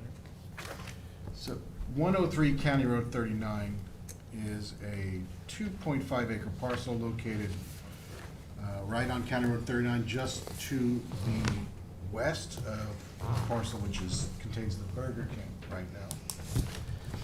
Proposed is a 2-story building with a shared lobby and a total of 15,000 square feet. I'm sorry, I gotta speed this up. We're just gonna set the pre-submission, right? Okay, yeah. No, we'd like to hear about it. It's an important application. Well, you haven't touched on other people's applications yet. I'm just concerned that you It's might. 10 minutes of 4. Yes. We have time. 15,000 square feet of office Thank you. space. The site would contain a parking lot. I just want to note this one correction for the record. One is that it notes in the report or on the agenda that it's 62 standard parking spaces, 4 standard accessible spaces, and 8 land bank spaces. What's actually being proposed, and I just asked this be amended, is 70 standard spaces, 25 land bank spaces, 4 standard accessible spaces, for a total of 99 spaces. 75 Standards, 70. installed. 70 installed standard, 25 land banked, and 4 installed standard accessible, for a total of 99 spaces. And then we'd have to have 5. Handicap. 80 spaces. It would have to have 80 spaces. It would have to have 5 ADA spaces. Yes, 5 ADA spaces. But you only have 4. So you're gonna have So to you have post to a add 5th one. an ADA space. Just so you know. All right, well, we're between the 76 and 100. We'll double check that, but we are between the 76 and 100 provided. 100 at 99. When you go over 80, you need one per 20. So you're over 80. You're at 99 required, right? Yes. Yes. That's it. That's just an aside, and we have a whole process to go through. We'll just be careful of them. Okay, so again, this was, went all the way through the process in '05, it was never constructed. Given the length of time that's elapsed since then, we are Starting all over again, right, because you have essentially a new board. Exactly. Okay. And this is one building, and, 15,000 square foot office space. and it's going to be office medical. space. Yes, that's the proposal, medical office.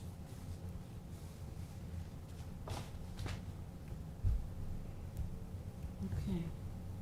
So we're setting a, Pre-submission conference for, instead of August 10th, we have room on July 27th, and I'd be fine with that August being 10th. scheduled. You would prefer August August 10th. 10th? Not, you have 3 on the 27th? we have 4 on the 27th. No, 3. This was gonna be the 4th one. Anthony put one on, We have, a walk-on, and he scheduled it for July 27th. yes, we have Griner, we have 16 Indian Avenue, we have 32 Hill Station, previously being 103 Kenmore 39 Also, Anthony's was the third. Correct. Oh, so we have Church of God Galilee. No. No, that's just for the day meeting. That's not a hearing. Okay.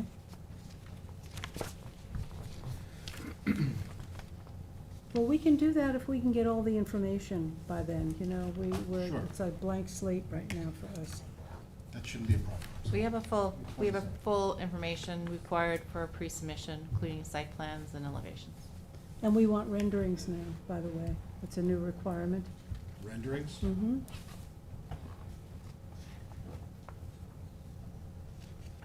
Claire, have you made that known to people?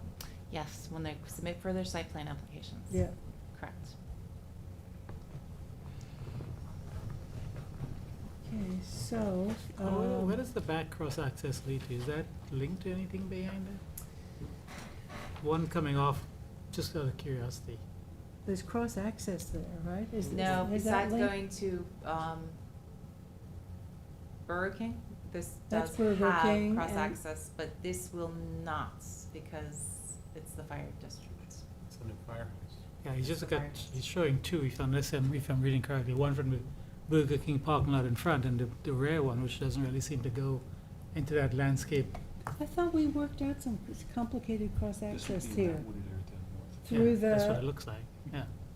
It's, The fire district is not allowing cross-access. Okay. well, we'll not move through back. them, but, That's a condition This that would may go have to changed Burger since King. 2005, yeah. or there may be other. Yeah, I mean, just to the front front- one, as you can the see where it front comes out, one where that could red vehicle happen, is, somewhere in that area there. But I believe Burger King one is very specific to the rear. Right. to the rear, and then, I thought we had worked something out. Dennis, do you remember any of that? Didn't, I thought we had that cross access, it came through with the Burger King application. yeah, We have Burger Remember Kings. Burger King? so We at have least we Burger can hook Kings. this in. Yes. Well, no, if you look at it, there's one at the front, And and the about fire one at the district back, site plan which expired lines long up with the expired. wooded area. Yeah, it expired, so this is brand Yeah, new. so I- This lines up with Burger King. Yeah. There No, used to be a whole this one. plan, I can't see what you're. Well, it lines up with the Burger King property, but really where the wooded Is area this, do you have is. this It out doesn't- there? No. It doesn't link to anything. Can Dennis see it? You You can't? can see the aerial, right? Can you see the aerial? It's It's very tiny? Anyway, it was just a question, we'll All cross that right, up. we'll work it out, Dennis, Yeah. it just, Yeah, but I'm pretty sure we have The there was cross- a whole plan drafted in conjunction with Burger King application Mhm. and included this site. I mean, you definitely wanna try to get this traffic out, to North Sea Road. yes. Yeah. And not on, yeah, Okay. Yep, cross-access. okay. So good. Excellent. Okay, so we're scheduling, it's complete, and we're scheduling a public hearing for July 27. Motion by Is it a public hearing or pre-submission? pre-submission. conference, yeah. Pre-submission. Okay. I'll motion for pre-submission. that. Motion by Kate, I'll second. second by George, all in favor? Aye. Aye. 5 in favor, 2 absent.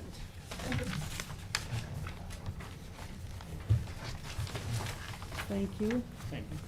That's sat vacant for a long time. That's sat vacant.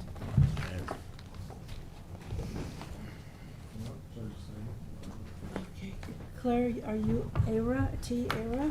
I am. So we have another Pre-submission. brand new application. This is immediately adjacent to, what do I have up there? God, there's a lot of development. To the existing Tortorella piece of property, with the car wash in the rear. And, they're proposing a, mixed-use, 3 buildings, in this highway business zoning district. For commercial. For commercial, yes. With allowable uses allowed in the HB zoning district, so 3 buildings, as you Wow. can see. They're not special trade contents, right? Are Some they- could be, yes, they could be. Do you wanna see if more? Is it the same owner as the adjacent to Yes. the west? It's like a Yes. similar design there. Yes, it is, Tortorella, I believe. Tortorella. Thanks. So I received the elevations at 1:00 this afternoon. So lots of time. therefore, Yeah. there's lots of time.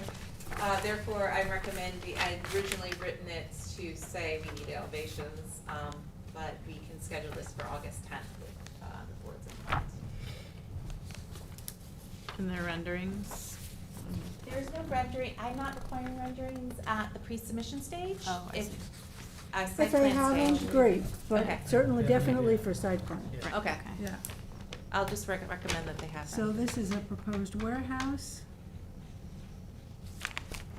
What's the limit of the square footage here? Claire? This is- 15,000 square feet, so this is in violation of the code by having 3 buildings all total above that. So they total 29,000 square feet. And Oh. can you repeat what the total allowable is? 15. 15. 15, so they're way over, they know that.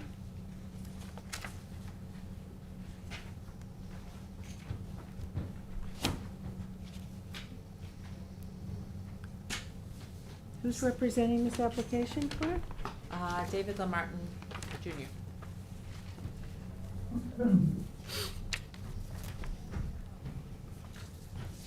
So they have to go to ZBA? They Well, would, yes. Yeah. That's very intense, I mean, that's nearly double. That's, so I we mean, could would do we a- say that we want them to go to ZBA before the pre-submission conference? Just, I mean, Well, the pre-submission conference would help you elicit like a detailed list of the issues, right? Mm. So But the I main do issue- That's the recommend main. that you go through that process. mhm. Doesn't commit you to anything, but it can it could become your ZBA report. But why do we even have to entertain it if it violates code to the extent that it does? Why do we even have to process it? Couldn't at the counter you say, sorry? Because it doesn't require compliance to the code to come to pre-submission, just like if somebody needed just like Hmm. little No clocks? area variance or no cl- setback variance. No clock starts? No No. clock starts? Mm-mm. Or does it? No, That- pre-submission is It's not an a report. application, Jackie. Yeah, it's Report. pre-submission. I Discussion. mean, so you, as the Okay. chair, I It's guess a you could limit the mandatory time that we discussion. spend on that. Mm. I'm just curious, there's a little thin strip between this property and the one to the east, was that? Oh, was yes, that was the was that the Yeah, no what- man's land? What is that? Or was that on the This other? one? Yeah, This is a site. Oh, was that the that's- Stop and Shop that had that no man's Th- land? This one right strip? here? The one that's Yeah. got all the uses in it? Oh, that's that Yeah, little what is that? garage, maybe. It's a, I don't know what the CO says, but they have come before the planning board in the past to ask for a special exception for a special trade contract, and because of the width of the property, it makes it problematic. yeah. So Yeah. the blue roof on the right there, that's the Long Island Cares outpost, is that right? Or am I orienting myself incorrectly? This is was the IGL? IGHL in front, and then Long Island The Long Cares Island in Care. back, and then Yeah. this parcel, and then there's Tortorella and the car wash. This is over there. Tortorella and the And car then wash. I see. And then the best application to the left of it. To the left of that. Yeah. Yes. Uh-huh, yeah. Can you just zoom out so we get to get a Yeah. bird's eye of the whole situation here? Is that helpful? Uh-huh, yep. Okay. So are they hoping to get a variance for 29,000 square feet and 3 buildings? I would guess that they would submit for it, yeah.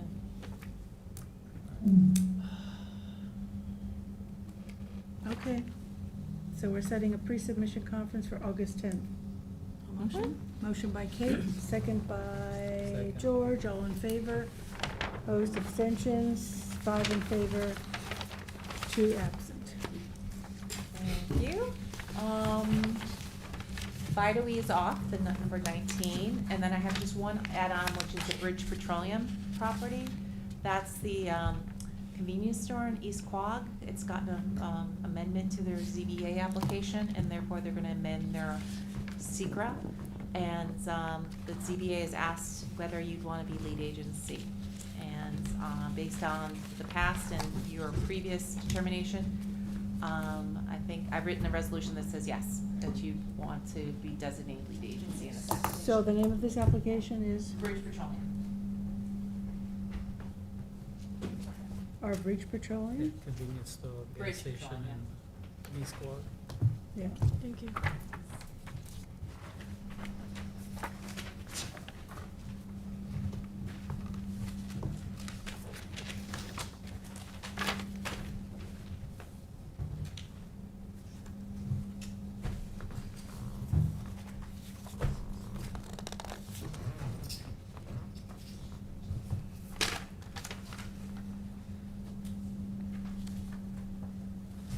So, is this the one that's been sitting at the ZBA all this time? They have amended their application to retrofit the existing building that was the, their place. Yeah. To be a convenience store. It's about 1,100 square feet. Little over. Taking away the gas station portion of it? Yes, taking away the car repair. Yeah, so leaving Well, the gas that's the way it was. So it's the same situation.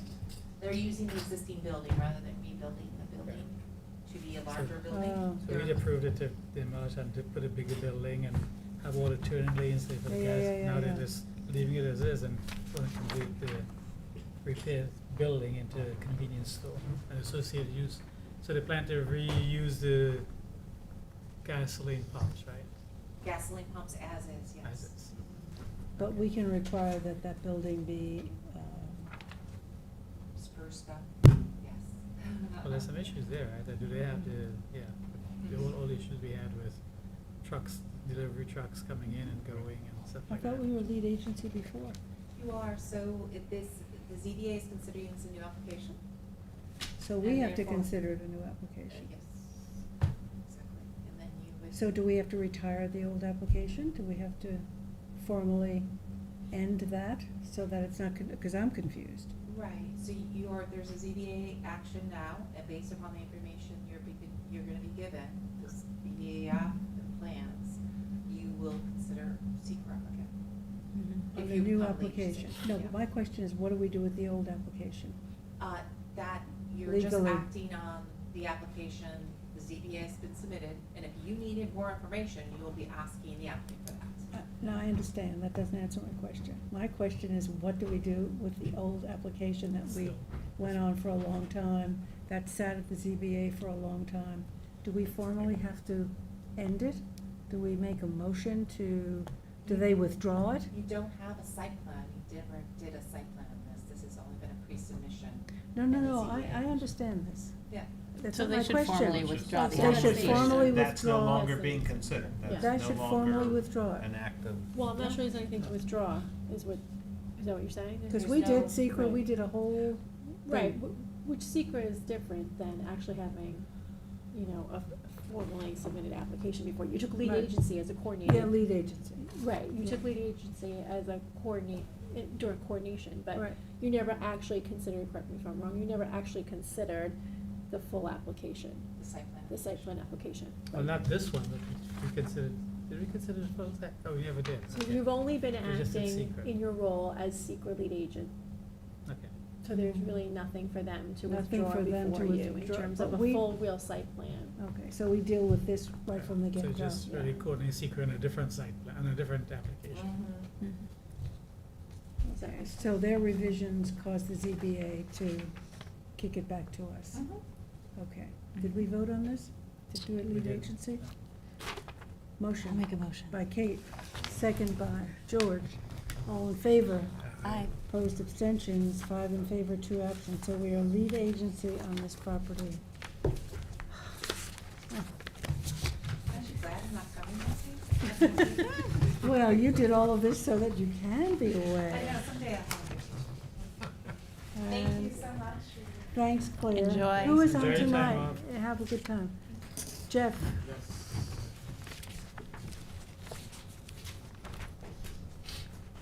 Are you Ally Huffnagel? Alec. Oh, I'm gonna leave your pen, so that's all mine. Oh, that's right.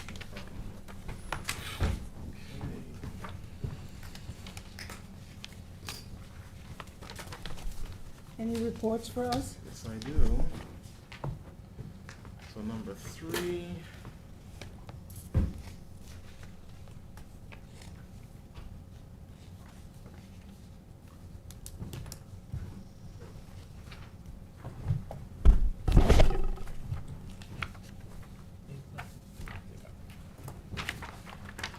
All right, 51 Little Noyak Road. We have an application for a 2-lot subdivision. Was seen by the board and also performed a public hearing back on April 27th, 2023. Let me pull it up for you.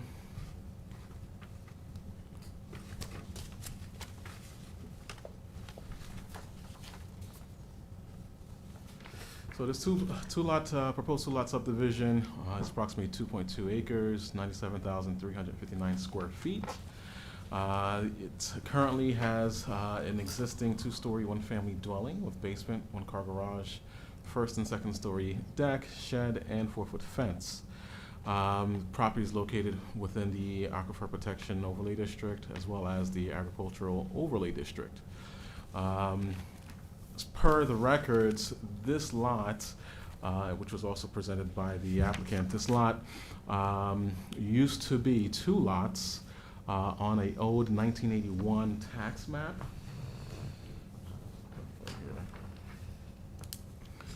And I'll show you through our historic map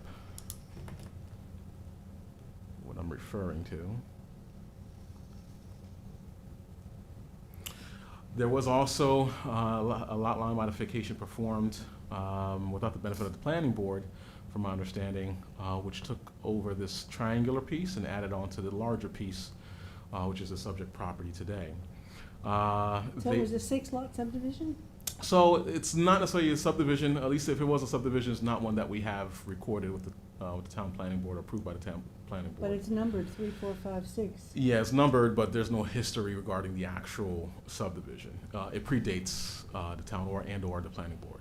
So there's no real history regarding this particular area. I assume there was a subdivision of a larger piece at some point. That looks it. You know, there are lots created. And it's And there's essentially no- just this general area, actually. You know, it's kind of tough to see. But if you notice, all the other surrounding lots are not numbered similar to these 4 lots. Huh, how strange is that? Yeah, I did some digging, trying to find some, hidden subdivision, but nothing came up, of course. And again, they added the triangular piece here at a later date, I believe 2001. Yes, I believe 2001. So the applicant who owned 3 and 6 Correct. The added applicant those will- 2 pieces? Yes. It looks They like- merged. They merged because they were held in the same name, and then obviously added on this last piece here, which is what is the new configuration of the existing lot. These lots are still considered to be described property, not necessarily associated with the subdivision, although the historic planning map shows it differently, but there is no record of a subdivision associated with those, all 4 of those lots. So the applicant's. No tax records or? No, just 1981 tax map, which shows these 4 lots. And now I can actually bring that up too. Council, is that odd? I mean, it seems unusual, but. Very unusual.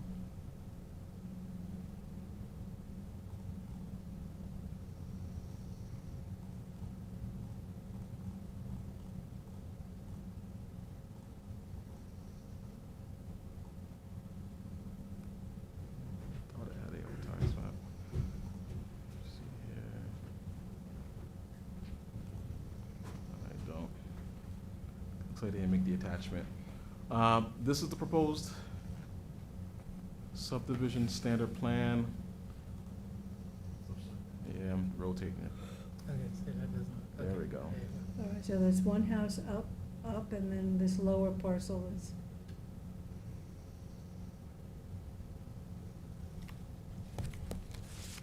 So there is an existing structure, as I mentioned, along with the pool. As part of the site plan review of the subdivision, it looks like there's an encroachment of the driveway to the northwest, as well as some encroachments with the fencing there. Referrals were sent out, and if you refer to the report, I'll quickly go over some of the comments we received. We received the comments from the fire prevention, Division of Fire Prevention. Their comments were pretty standard in their recommendations. Proposed lots accessible to via Little Noyak Path, street addresses and driveways shall comply. Referrals were also sent out to the town engineer. Nothing specific really stands out, but the town engineer just mentioned number 2.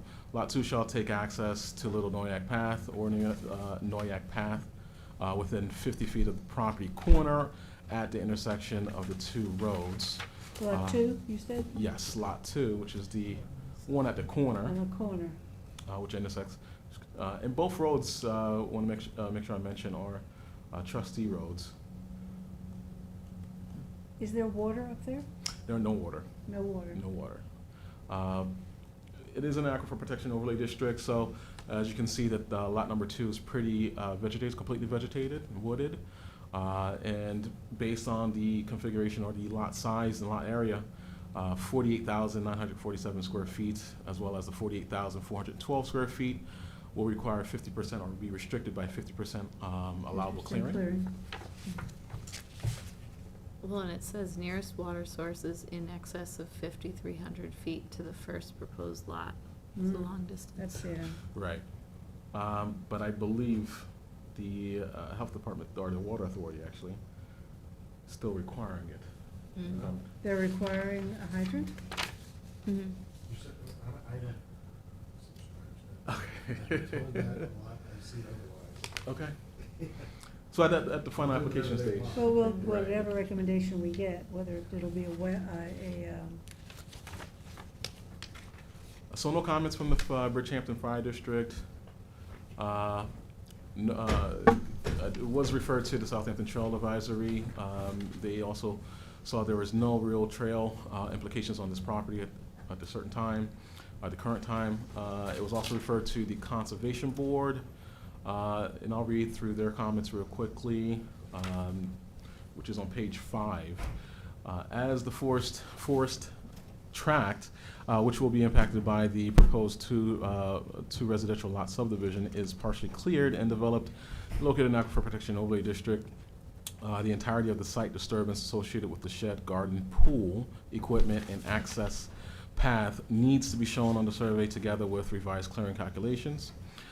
If the clearing on proposed lot 1 exceeds allowable limit as per 33067, the applicant should be required to reclaim and revegetate a sufficient amount of the area to bring the lot into compliance. The required clearance standard for proposed lot 2 needs to be noted on the subdivision map, and as well as in order to preserve community character and scenic corridors along the roads, the map needs to be revised to provide for conservation easements extending 25 feet from Little Noack Path and 50 feet from Noack Path. The driveway and fence encroachments, which I mentioned earlier as well, along the northerly lot lines need to be addressed. The survey needs to identify the existing fence heights and note whether the fence line will need to be modified to comply with 330-109A 1, 2, and 3. And lastly, to prevent interference with wildlife movement and avoid risk of wildlife injury, all fence lines should be located outside of natural vegetation areas, which are being slated for protection to comply with 330-67. Can you modify that language a little bit? Because like outside of the natural vegetation area could be at the roadside, and I think they're Sure. intending that it be to the edge of the clearing area, right? Yes, essentially, yeah. So that it borders the clearing. So it borders the clearing area. The clearing line, right? yes. So I'll include that.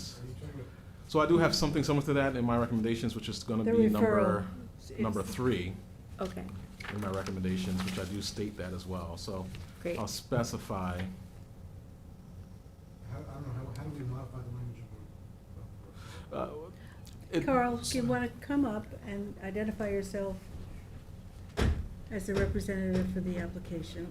Carl Benacasa, 860 Montauk Highway, Waterville, New York, for the applicant. So concerning that, although that was a recommendation from the Conservation Board, it also is one of my recommendations as well. So I'll modify it in my recommendation so that it specifies outside of the clearing limits or the established clearing limits. We're clarifying the language of the recommendation, because as it's stated, it could be. It's vague. You could Right. fence in the entire property line, which was not the intent of that Right. comment. Okay. So I'll jump to my comments. Number one, it's, the application does require a variance. The area zone CR 80. The proposed lots will effectively have an average of 40,000 square feet for each lot, a little bit over that. So they are going to be required to go to ZBA for lot area. So I do make mention of that in my first recommendation. This report itself will serve as a referral report to the ZBA for any future variances, as well as them having to meet the requirement for CR 80, the 80,000 square feet for lots 1 and for lots 2, which is point number 2 in my recommendations. The subject parcel is also located within the Aquifer Protection Overlay District, so I'll reiterate, both lots will be required to meet the 50% clearing requirement. There is an attached, which I'll show you, there's an attached sketch which does state that there's about 47% disturbed area on it, on the proposed lot, which I'll bring up for you.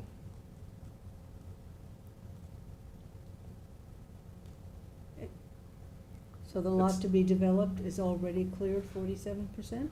This is not a survey, so it was included as part of the submission, so I'm not sure where the calculation came from. I'm assuming that's the case. No, you're talking about this, the prime soil disturbance. I think as far as vegetation goes, it's fully vegetated. It looks pretty much. So the lot 1, not necessarily, lot 2 for sure is fully vegetated. Yes. Um, Well, lot 1 is disturbed. Right, lot 1 is disturbed. So essentially, that's what I'm referring to. Oh, okay. Regarding any disturbance on the property. So we have to clarify exactly what the existing clearing is for lot 1, and if any revegetation will be required for lot 1. I did skip over the comments from the public hearing, so I'll make sure I state that for the record. The public hearing was held, as I stated, on April 27th, 2023. The comments received was on page 3 of the report. We had comments from Rosemary and Robert. I'll give it a shot. Per Perkia, residing at 622 Noyak Path, as well as Helena Rokos, residing at 596 Noyak Path. We did end that public hearing with a 30-day written comment period, as there was some public interest on that. So the concern was that the uniqueness of the area with farmland and vistas will be impacted as part of the approval of the subdivision, and believes majority of the properties within the general area of the proposed subdivision are 2-acre properties or more. The intent of the upzoning that occurred in the 90s was to prevent overdevelopment in the Aquifer Overlay District and Ag Overlay District. So we received those comments, which were, for the most part, similar in nature, but the surrounding area, as I noted in the description, is comprised of undersized lots and the oversized lots in terms of the requirement for CR 80,000 square feet and lot area. I would add Yes. that comment that it was, when it was upzoned to 2 acres, it was because it was an aquifer protection overlay. Yep. I would put that in the comment that we're going to send to the ZBA as a referral.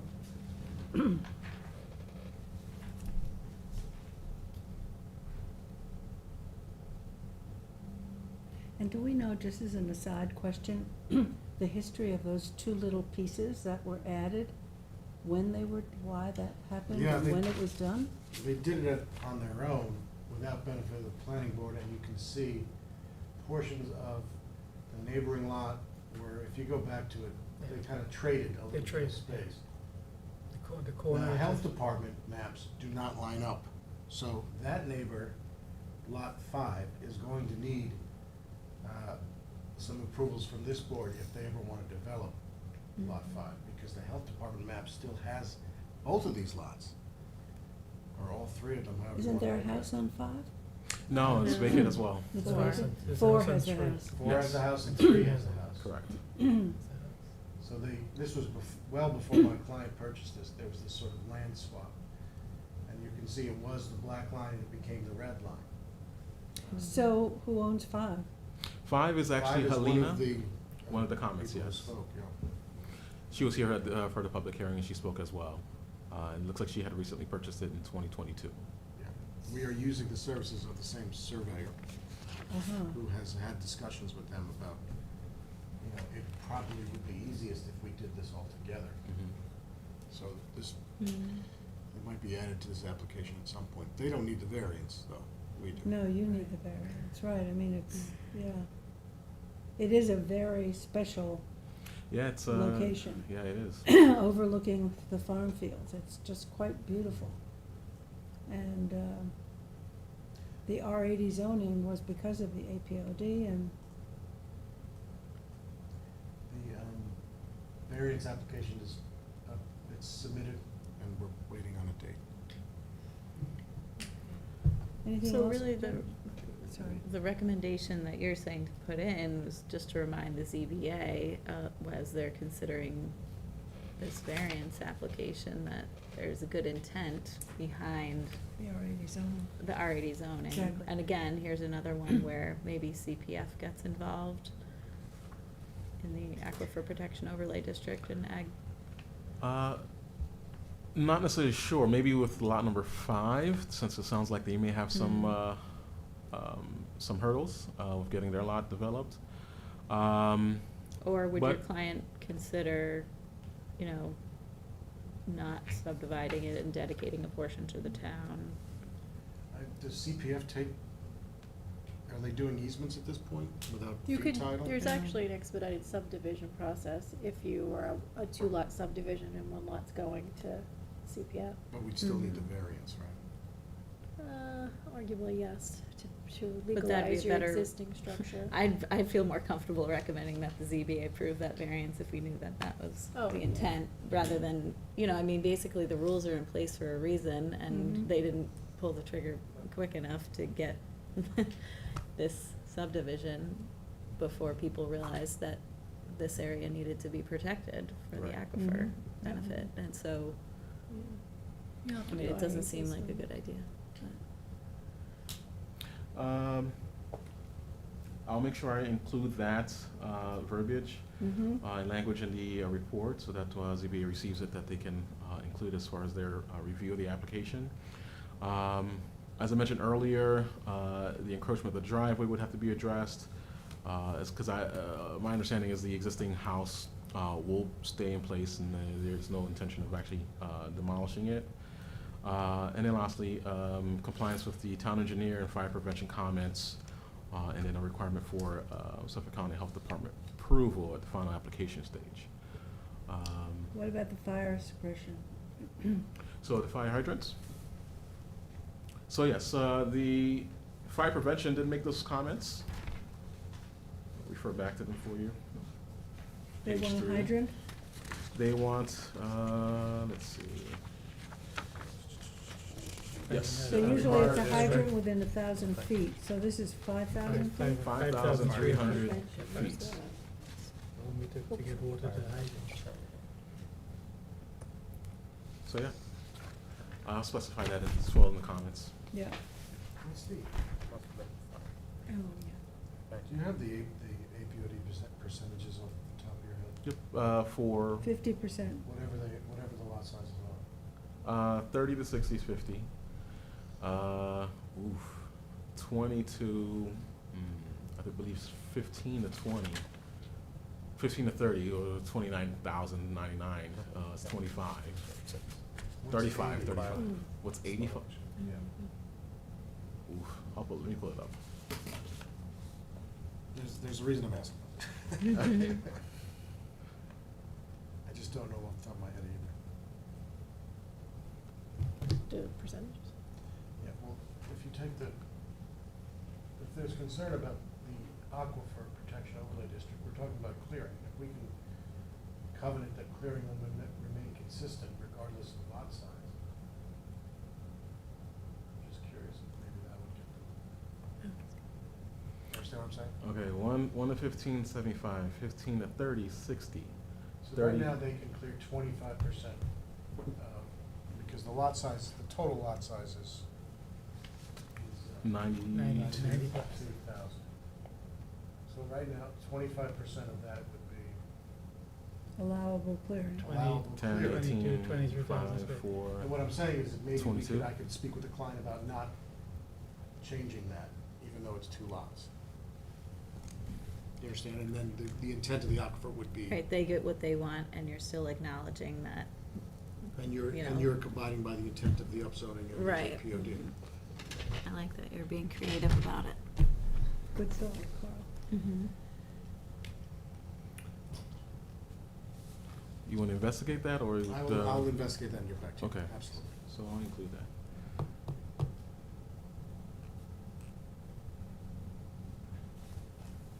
Any other questions? Good report, Jeff. Mm-hmm. Thank you. All right, Anything so- more, Carl? Any other questions? We'll just have to resolve, I mean, the fire, we have to be guided by whatever the fire Oh, absolutely. department says. They may want a Yeah. well or A cistern. cistern or Cistern, something. yeah. Cistern, that's 5,300 feet sounds Little, this- Yeah, for essentially what is the addition of 1 lot. Right. yeah. But still, we need fire protection in these places. Absolutely. I did have a comment, just quickly, this, on the last, in the site description, you note that it may have happened prior to the adoption of zoning, the merger, right? But we also, we know that they were separate on the tax maps in the 80s. So that was the question, what made you think that it could be, the merger could have happened prior to zoning? If we have tax maps from the 80s showing they were separate. Well, we don't have record of even the merger, We right? don't have record. There are no records. Yeah, so it may, I'm not sure. I can remove that, that's fine. I would just like that removed, because I think the fact that the only thing we're going off is the tax maps, and there was a 1981 tax map that showed them separate. But then let's just say that there were no tax maps, but I mean, that's a fact, right? Yeah, that's a Yeah, fact. just. So I think we should include that. Yeah, I'll do that. So the first tax map that shows up is The first tax map that 1980? shows them as one was in 2001, you said? 1990, Yeah, the 90s. Okay. and the one before that showed them as 2, which was When 1981 would the map. zoning have been adopted? The The upzoning upzoning? was in 82, 83? 84. 84? And we have no idea why the two lots were merged. No, well, this was well before my client's ownership. There's nothing in the chain of title. There's no chain of title, that's strange. There's a Because chain it- of title, but there's nothing, Right, I mean, what about the 3, 4, 5, 6, the numbers? It looks like a subdivision. we couldn't find a map. Yeah. Yeah. I did some research, still couldn't find anything.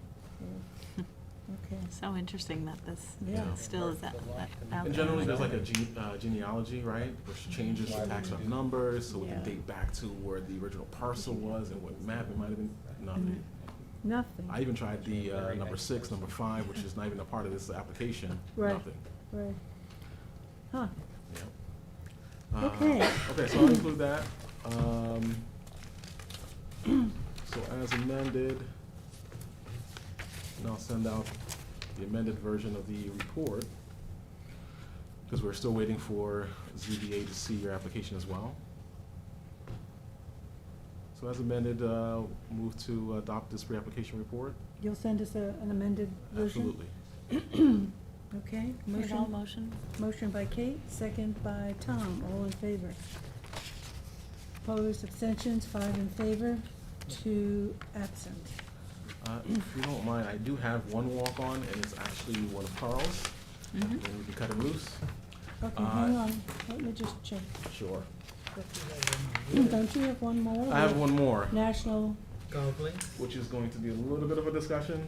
okay. But this one's Carl's too, so. Okay, so you're this fine is with number that? 23, a walk-on, and it's called 77 Turtle Cove LLC. Turtle Cove LLC. Okay, And this one is a proposed 2-lot subdivision as well. Somewhat similar. These lots were part of a 1938. Yeah. Southampton Shores. Southampton Shores, Section 1. Proposed Lot A, I'll bring that up for you to view as well.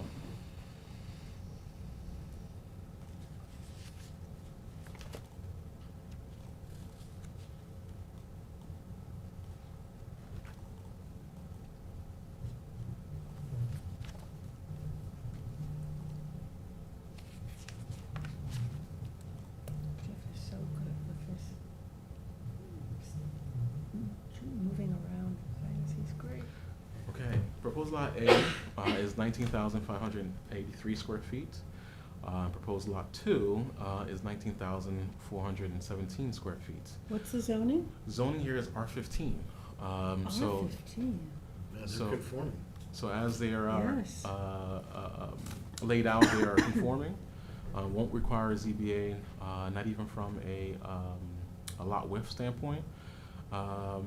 This parcel as well was merged. I'm not sure about the date of the merger, but it was merged and held in the same name, which is what triggered the merger.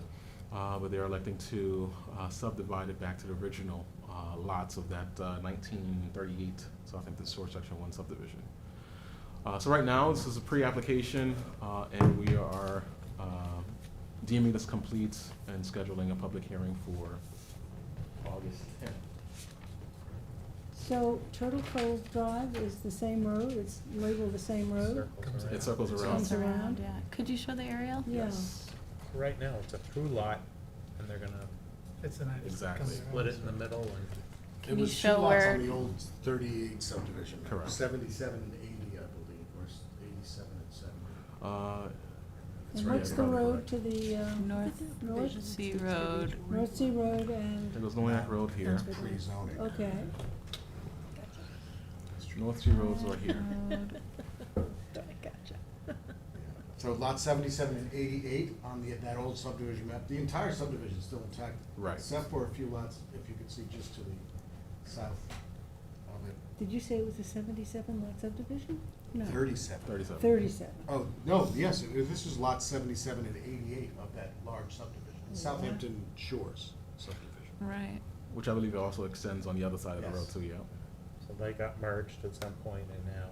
Now they want to subdivide. And then they want to subdivide under the same line as the old Redraw the map. lot line. Redraw the same map, they're totally conforming, If so. There is a provision in the code that allows this with much more expediency, but he's predates that provision, it Because sounds it's not even pre-zoning, I think it's pre-70, there's a date. Yeah, 1938. Well, no, that the expedited review can happen, Oh. but this is far exceeds that. Right. but it's contemplated elsewhere. Yeah. So, because they're under a half acre, we need to work with the health department on maybe getting a couple credits put on it. But we're in that process. Okay. As expedited as possible would be great, but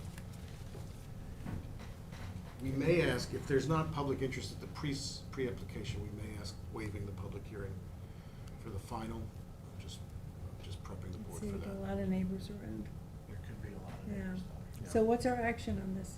Action is to schedule a public hearing for August 10th. And where do we stand now, Carrie, with That'll August? be 3 total. 3 for August 10th? And 3 for the July 27th? 4. Is this, 4. is this a pre-submission? Pre-app. Pre-app. Pre-app. Pre-app. Okay. That's it. That's it? Thank you all. Good to see Did you. we- Carl. Did we take Did a we vote vote? on No. that? No, we didn't take a vote. Okay, Oh. motion. Motion. Motion by George, second by Tom, all in favor. Aye. Aye. Opposed, abstentions, 5 in favor, 2 absent. Thanks, Carl. Thank you. All right. Jeff? So we'll move to number 13. You can come and sit with us.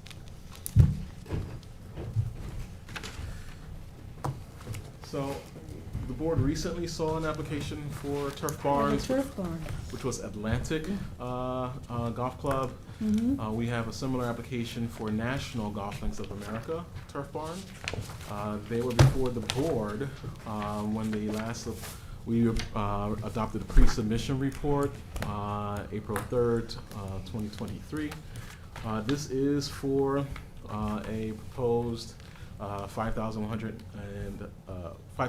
square foot, single-story wood frame barn with 9 storage bays. Bring this up for you. No, I was gonna pass it. Thank you. Thank you for the material. You always come nicely There you go, Dennis. prepared.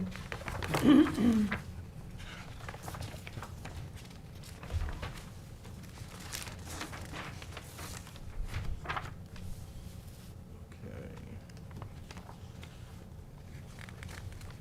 This for storage of carts and equipment? Equipment, no carts. This was built into the side of the hill, right? If I remember Yes. right. Yeah.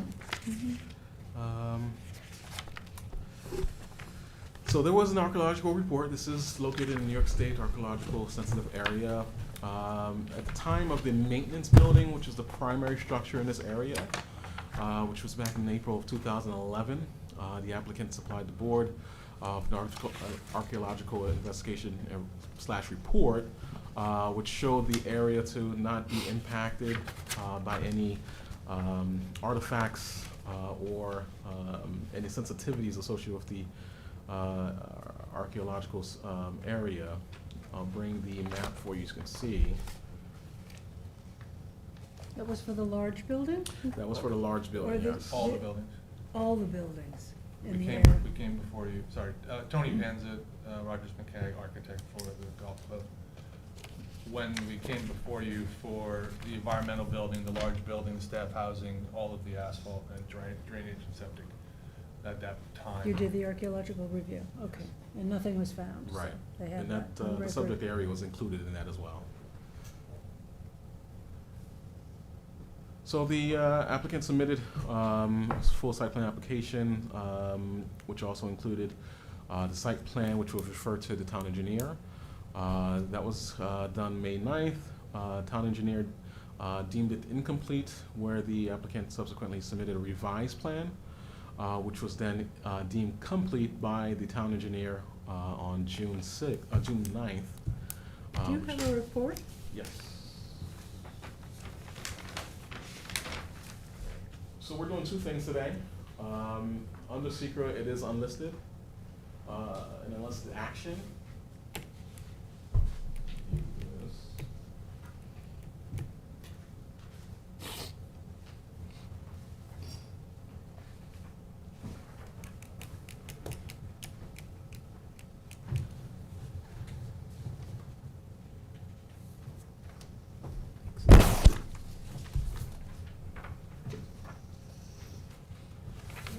Mr. Maintaining the application complete. We're short one. That's it, yeah.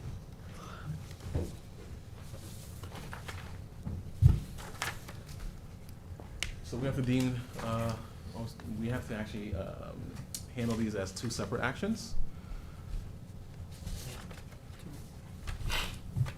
So we do secret first.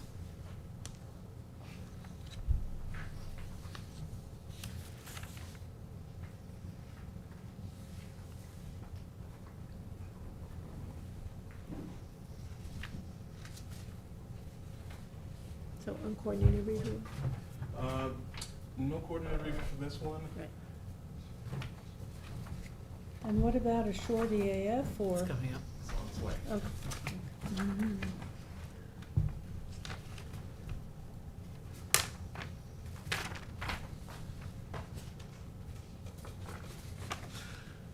The barn is a wood frame barn. There are no bathroom facilities being proposed for this structure. The structure as well includes some dry wells for any stormwater runoff. So I'm proposing a negative declaration for this. Just go through these, would you, quickly? Absolutely. Will the proposed action create a material conflict with an adopted land use plan or zoning regulation? No. Will the proposed action result in a change in the use or intensity of the use of land? Will the proposed action impair the character or quality of the existing community? Will the proposed action have an impact on the environmental characteristics that caused the establishment of the critical environmental area, CEA?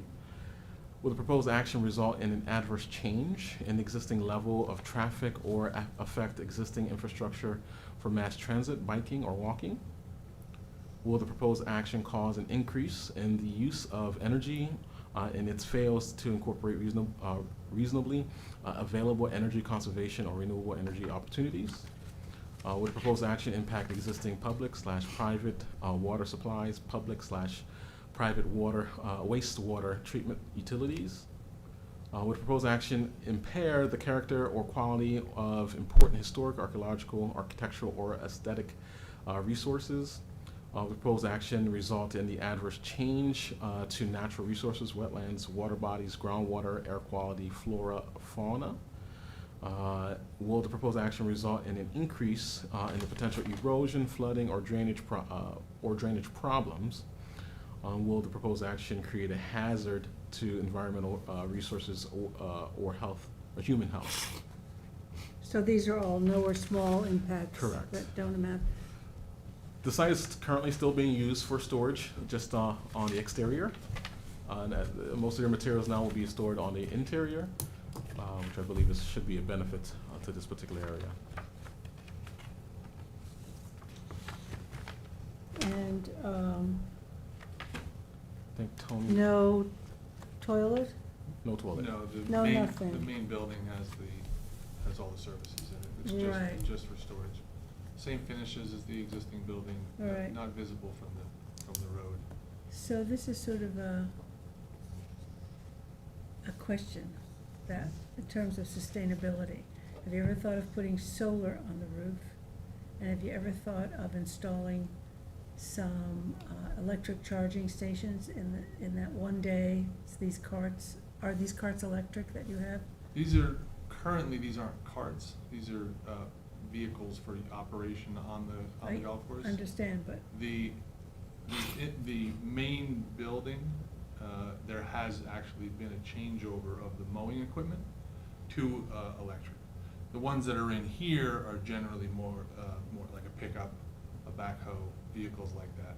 So that there is a changeover that's occurring, not just at National, but at all the golf courses where they're changing over to electric equipment. so where do you have electric charging stations? Well, are these battery powered or? Battery. Yeah. Rechargeable bat? Yeah, some of them are within the building.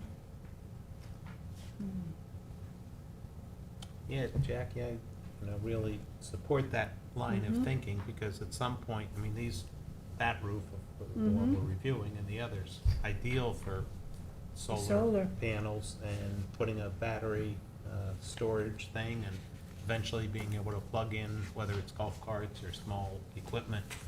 This is an ideal location for it. Yeah, but you get a lot of, Each club that I work with, we do discuss solar panels quite often. The one hindrance that has been there is that they are nonprofits. So any of the federal rebates are for profit. So you either have to find a third party to put it in, or you do it at full cost. In the latest Inflation Reduction Act just came out, and the material was just released, I think, a week ago. There are now provisions in it for non-tax paying entities. Yeah, I just saw To that be too. able to get. So I think you're gonna see a lot more, not just in terms of photovoltaics, but in terms of geothermal, because geothermal has now been listed in that. And for me at least, for the work that I do, we converted this clubhouse over to geothermal. So it went from, not this building, the clubhouse, it went from steam, oil, to geothermal. and it was successful, the geothermal, because I thought this Yes. whole area is not No. suitable for Must have been geothermal, but you close. did? Yeah, The pretty much anyway, you get- Shinnecock Clubhouse, Mhm. the pro shop that we came in front of you, Yeah, that's all on geothermal. Those are closed loop systems. And, good. very Yeah, beneficial. once you And get- those were at, full cost because they don't get. All right, so we're gonna just make a recommendation that you consider sustainable, because that's part of the sustainable paragraph in our, it might even be special exception, I'm not sure, but we have that paragraph where we're really encouraging solar, electric, charging stations, et cetera. This one would be a difficult building for solar. Well, the way you've designed it, it It's, was. it's, You've got it's a peaked north-south roof. building, and the west is heavily wooded, so, it would Have to really be just in be the picking front. up, well, it would only be picking up the eastern. Yeah, so because this is the That's the, yeah. north, right? Yeah. This way. And when the Oh, main but you have a building- lot of exposure here. Yeah, on the existing building, there's and, potential you know, for it. this- Yeah. And again, that comes out of as we get deeper into what the Inflation Reduction Act actually says, Okay. we're investigating all those possibilities. Okay, so just know that that's where we're also making note of that. Yeah. Okay, so we're doing a Secret first? secret first, secret vote, so the secret determination is unlisted action. Negative Neg declaration. deck. Negative deck, yep. So can I have a motion for that, to get that done? Tom, Motion by Tom Tom, moved, I'll and second. second by George, all in favor? Aye. Opposed, abstentions, 5 in favor, 2 absent. Okay, and then we want completion of this, Yes. and we're complete, we have everything we need? Yes, they received the completeness from the town engineer, and now we can send out the rest of the referrals. Okay, and are we setting a hearing? We asked that there be no, Yes, so we, the public public, hearing. and we discussed that at the pre-submission, we had no No neighbors. interest, yeah. We have very few neighbors, but no one in that area, it's not 30 day, visible. 30-day written comment period then. Motion. Motion by Second. George, second by Kate. All in favor? Aye. Opposed, abstentions, 5 in favor, 2 absent. Thank you for preparing such nice documents for us, I appreciate that. I think we all do. On a separate topic, not with this application, I but see, in too. terms of the environmental and sustainability, Mhm. you probably saw in the paper, we'll be coming back to you at some point for the pool, Southampton. And remember, we were here quite some time ago to start that. Mhm.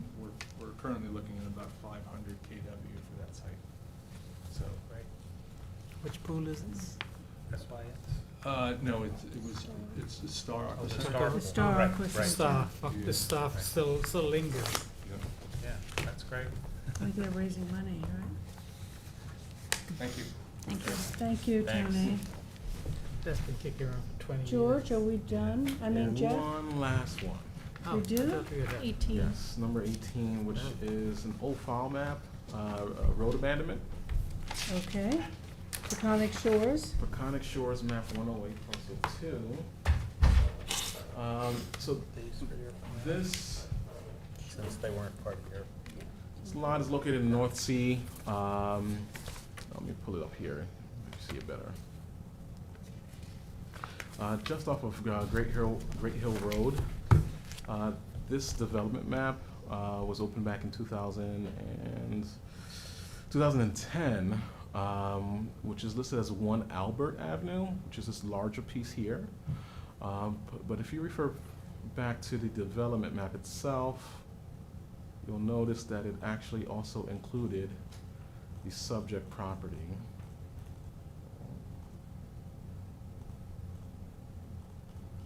There we go. Actually, I'll give you a better one.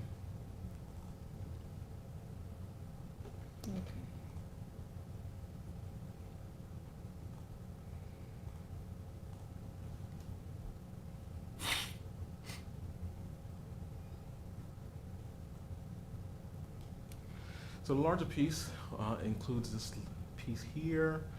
Here is Florence Avenue, which is the road that we're discussing today. And the subject property here is adjacent to it, to the east of that. The applicant at the time owned parcel 2 of this development section map, and now also owns the scrub property, which is the subject property, tax map number, what do I have it as? Tax map number 12.8. So this Florence Avenue was abandoned in half. It's a 50-foot right-of-way that was then split, and 25 feet, which is to the right or to the west of the subject property, is what's left. So I'll show you that as well.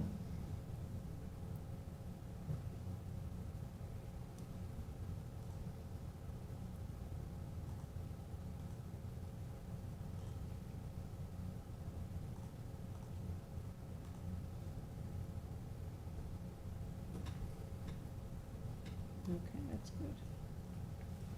And that's what they're requesting. So, like I mentioned, Mr. Deegan, John Deegan, currently owns Lot 2, which is considered 1 Albert today, but also now owns the subject property, which is tax lot 8.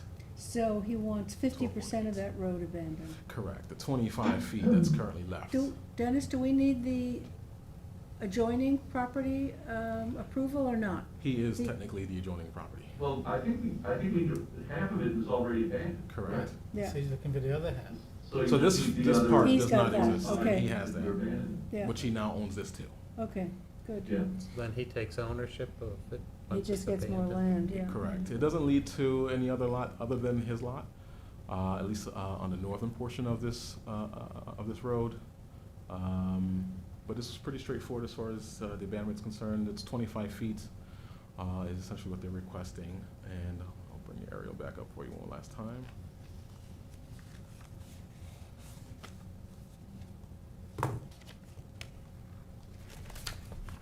This is where you can see, once this is done, Mm-hmm. So that the road will be effectively abandoned. the northern part of Florence, or Correct. the upper part, is that already abandoned? Or? This part here, the far west portion has been abandoned. No, you said Florence. You're talking about up here somewhere, or? Yeah, is it, Let me go back to the map. we're just abandoning Yeah, the where's last the few access? feet of The it? access comes in where? Correct. To that lot. So that's it. Florence essentially stops here. Right, but where's the access to that, to the? Great Hill So Road. this lot Great Hill gains Road, or access it has off to come in of from Albert. Albert is this road here. Oh, I see. okay, Coming out this way. yeah. So are those developable parcels or ascending parcels? These are actually receiving parcels. They're receiving parcels, okay.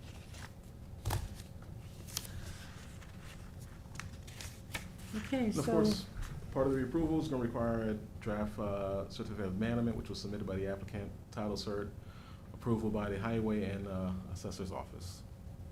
Okay, those are the conditions. Those are the conditions, Okay. yes. So motion to approve? Motion by Kate, second by George, all in favor. Aye. Opposed, abstentions, 5 in favor, 2 absent. That's it, Jeff? That's it. Great. Motion to adjourn A motion? by Kate, second by George, all in favor. Aye. Opposed, abstentions, we are adjourned. Dennis, are you coming back tonight or not? I'll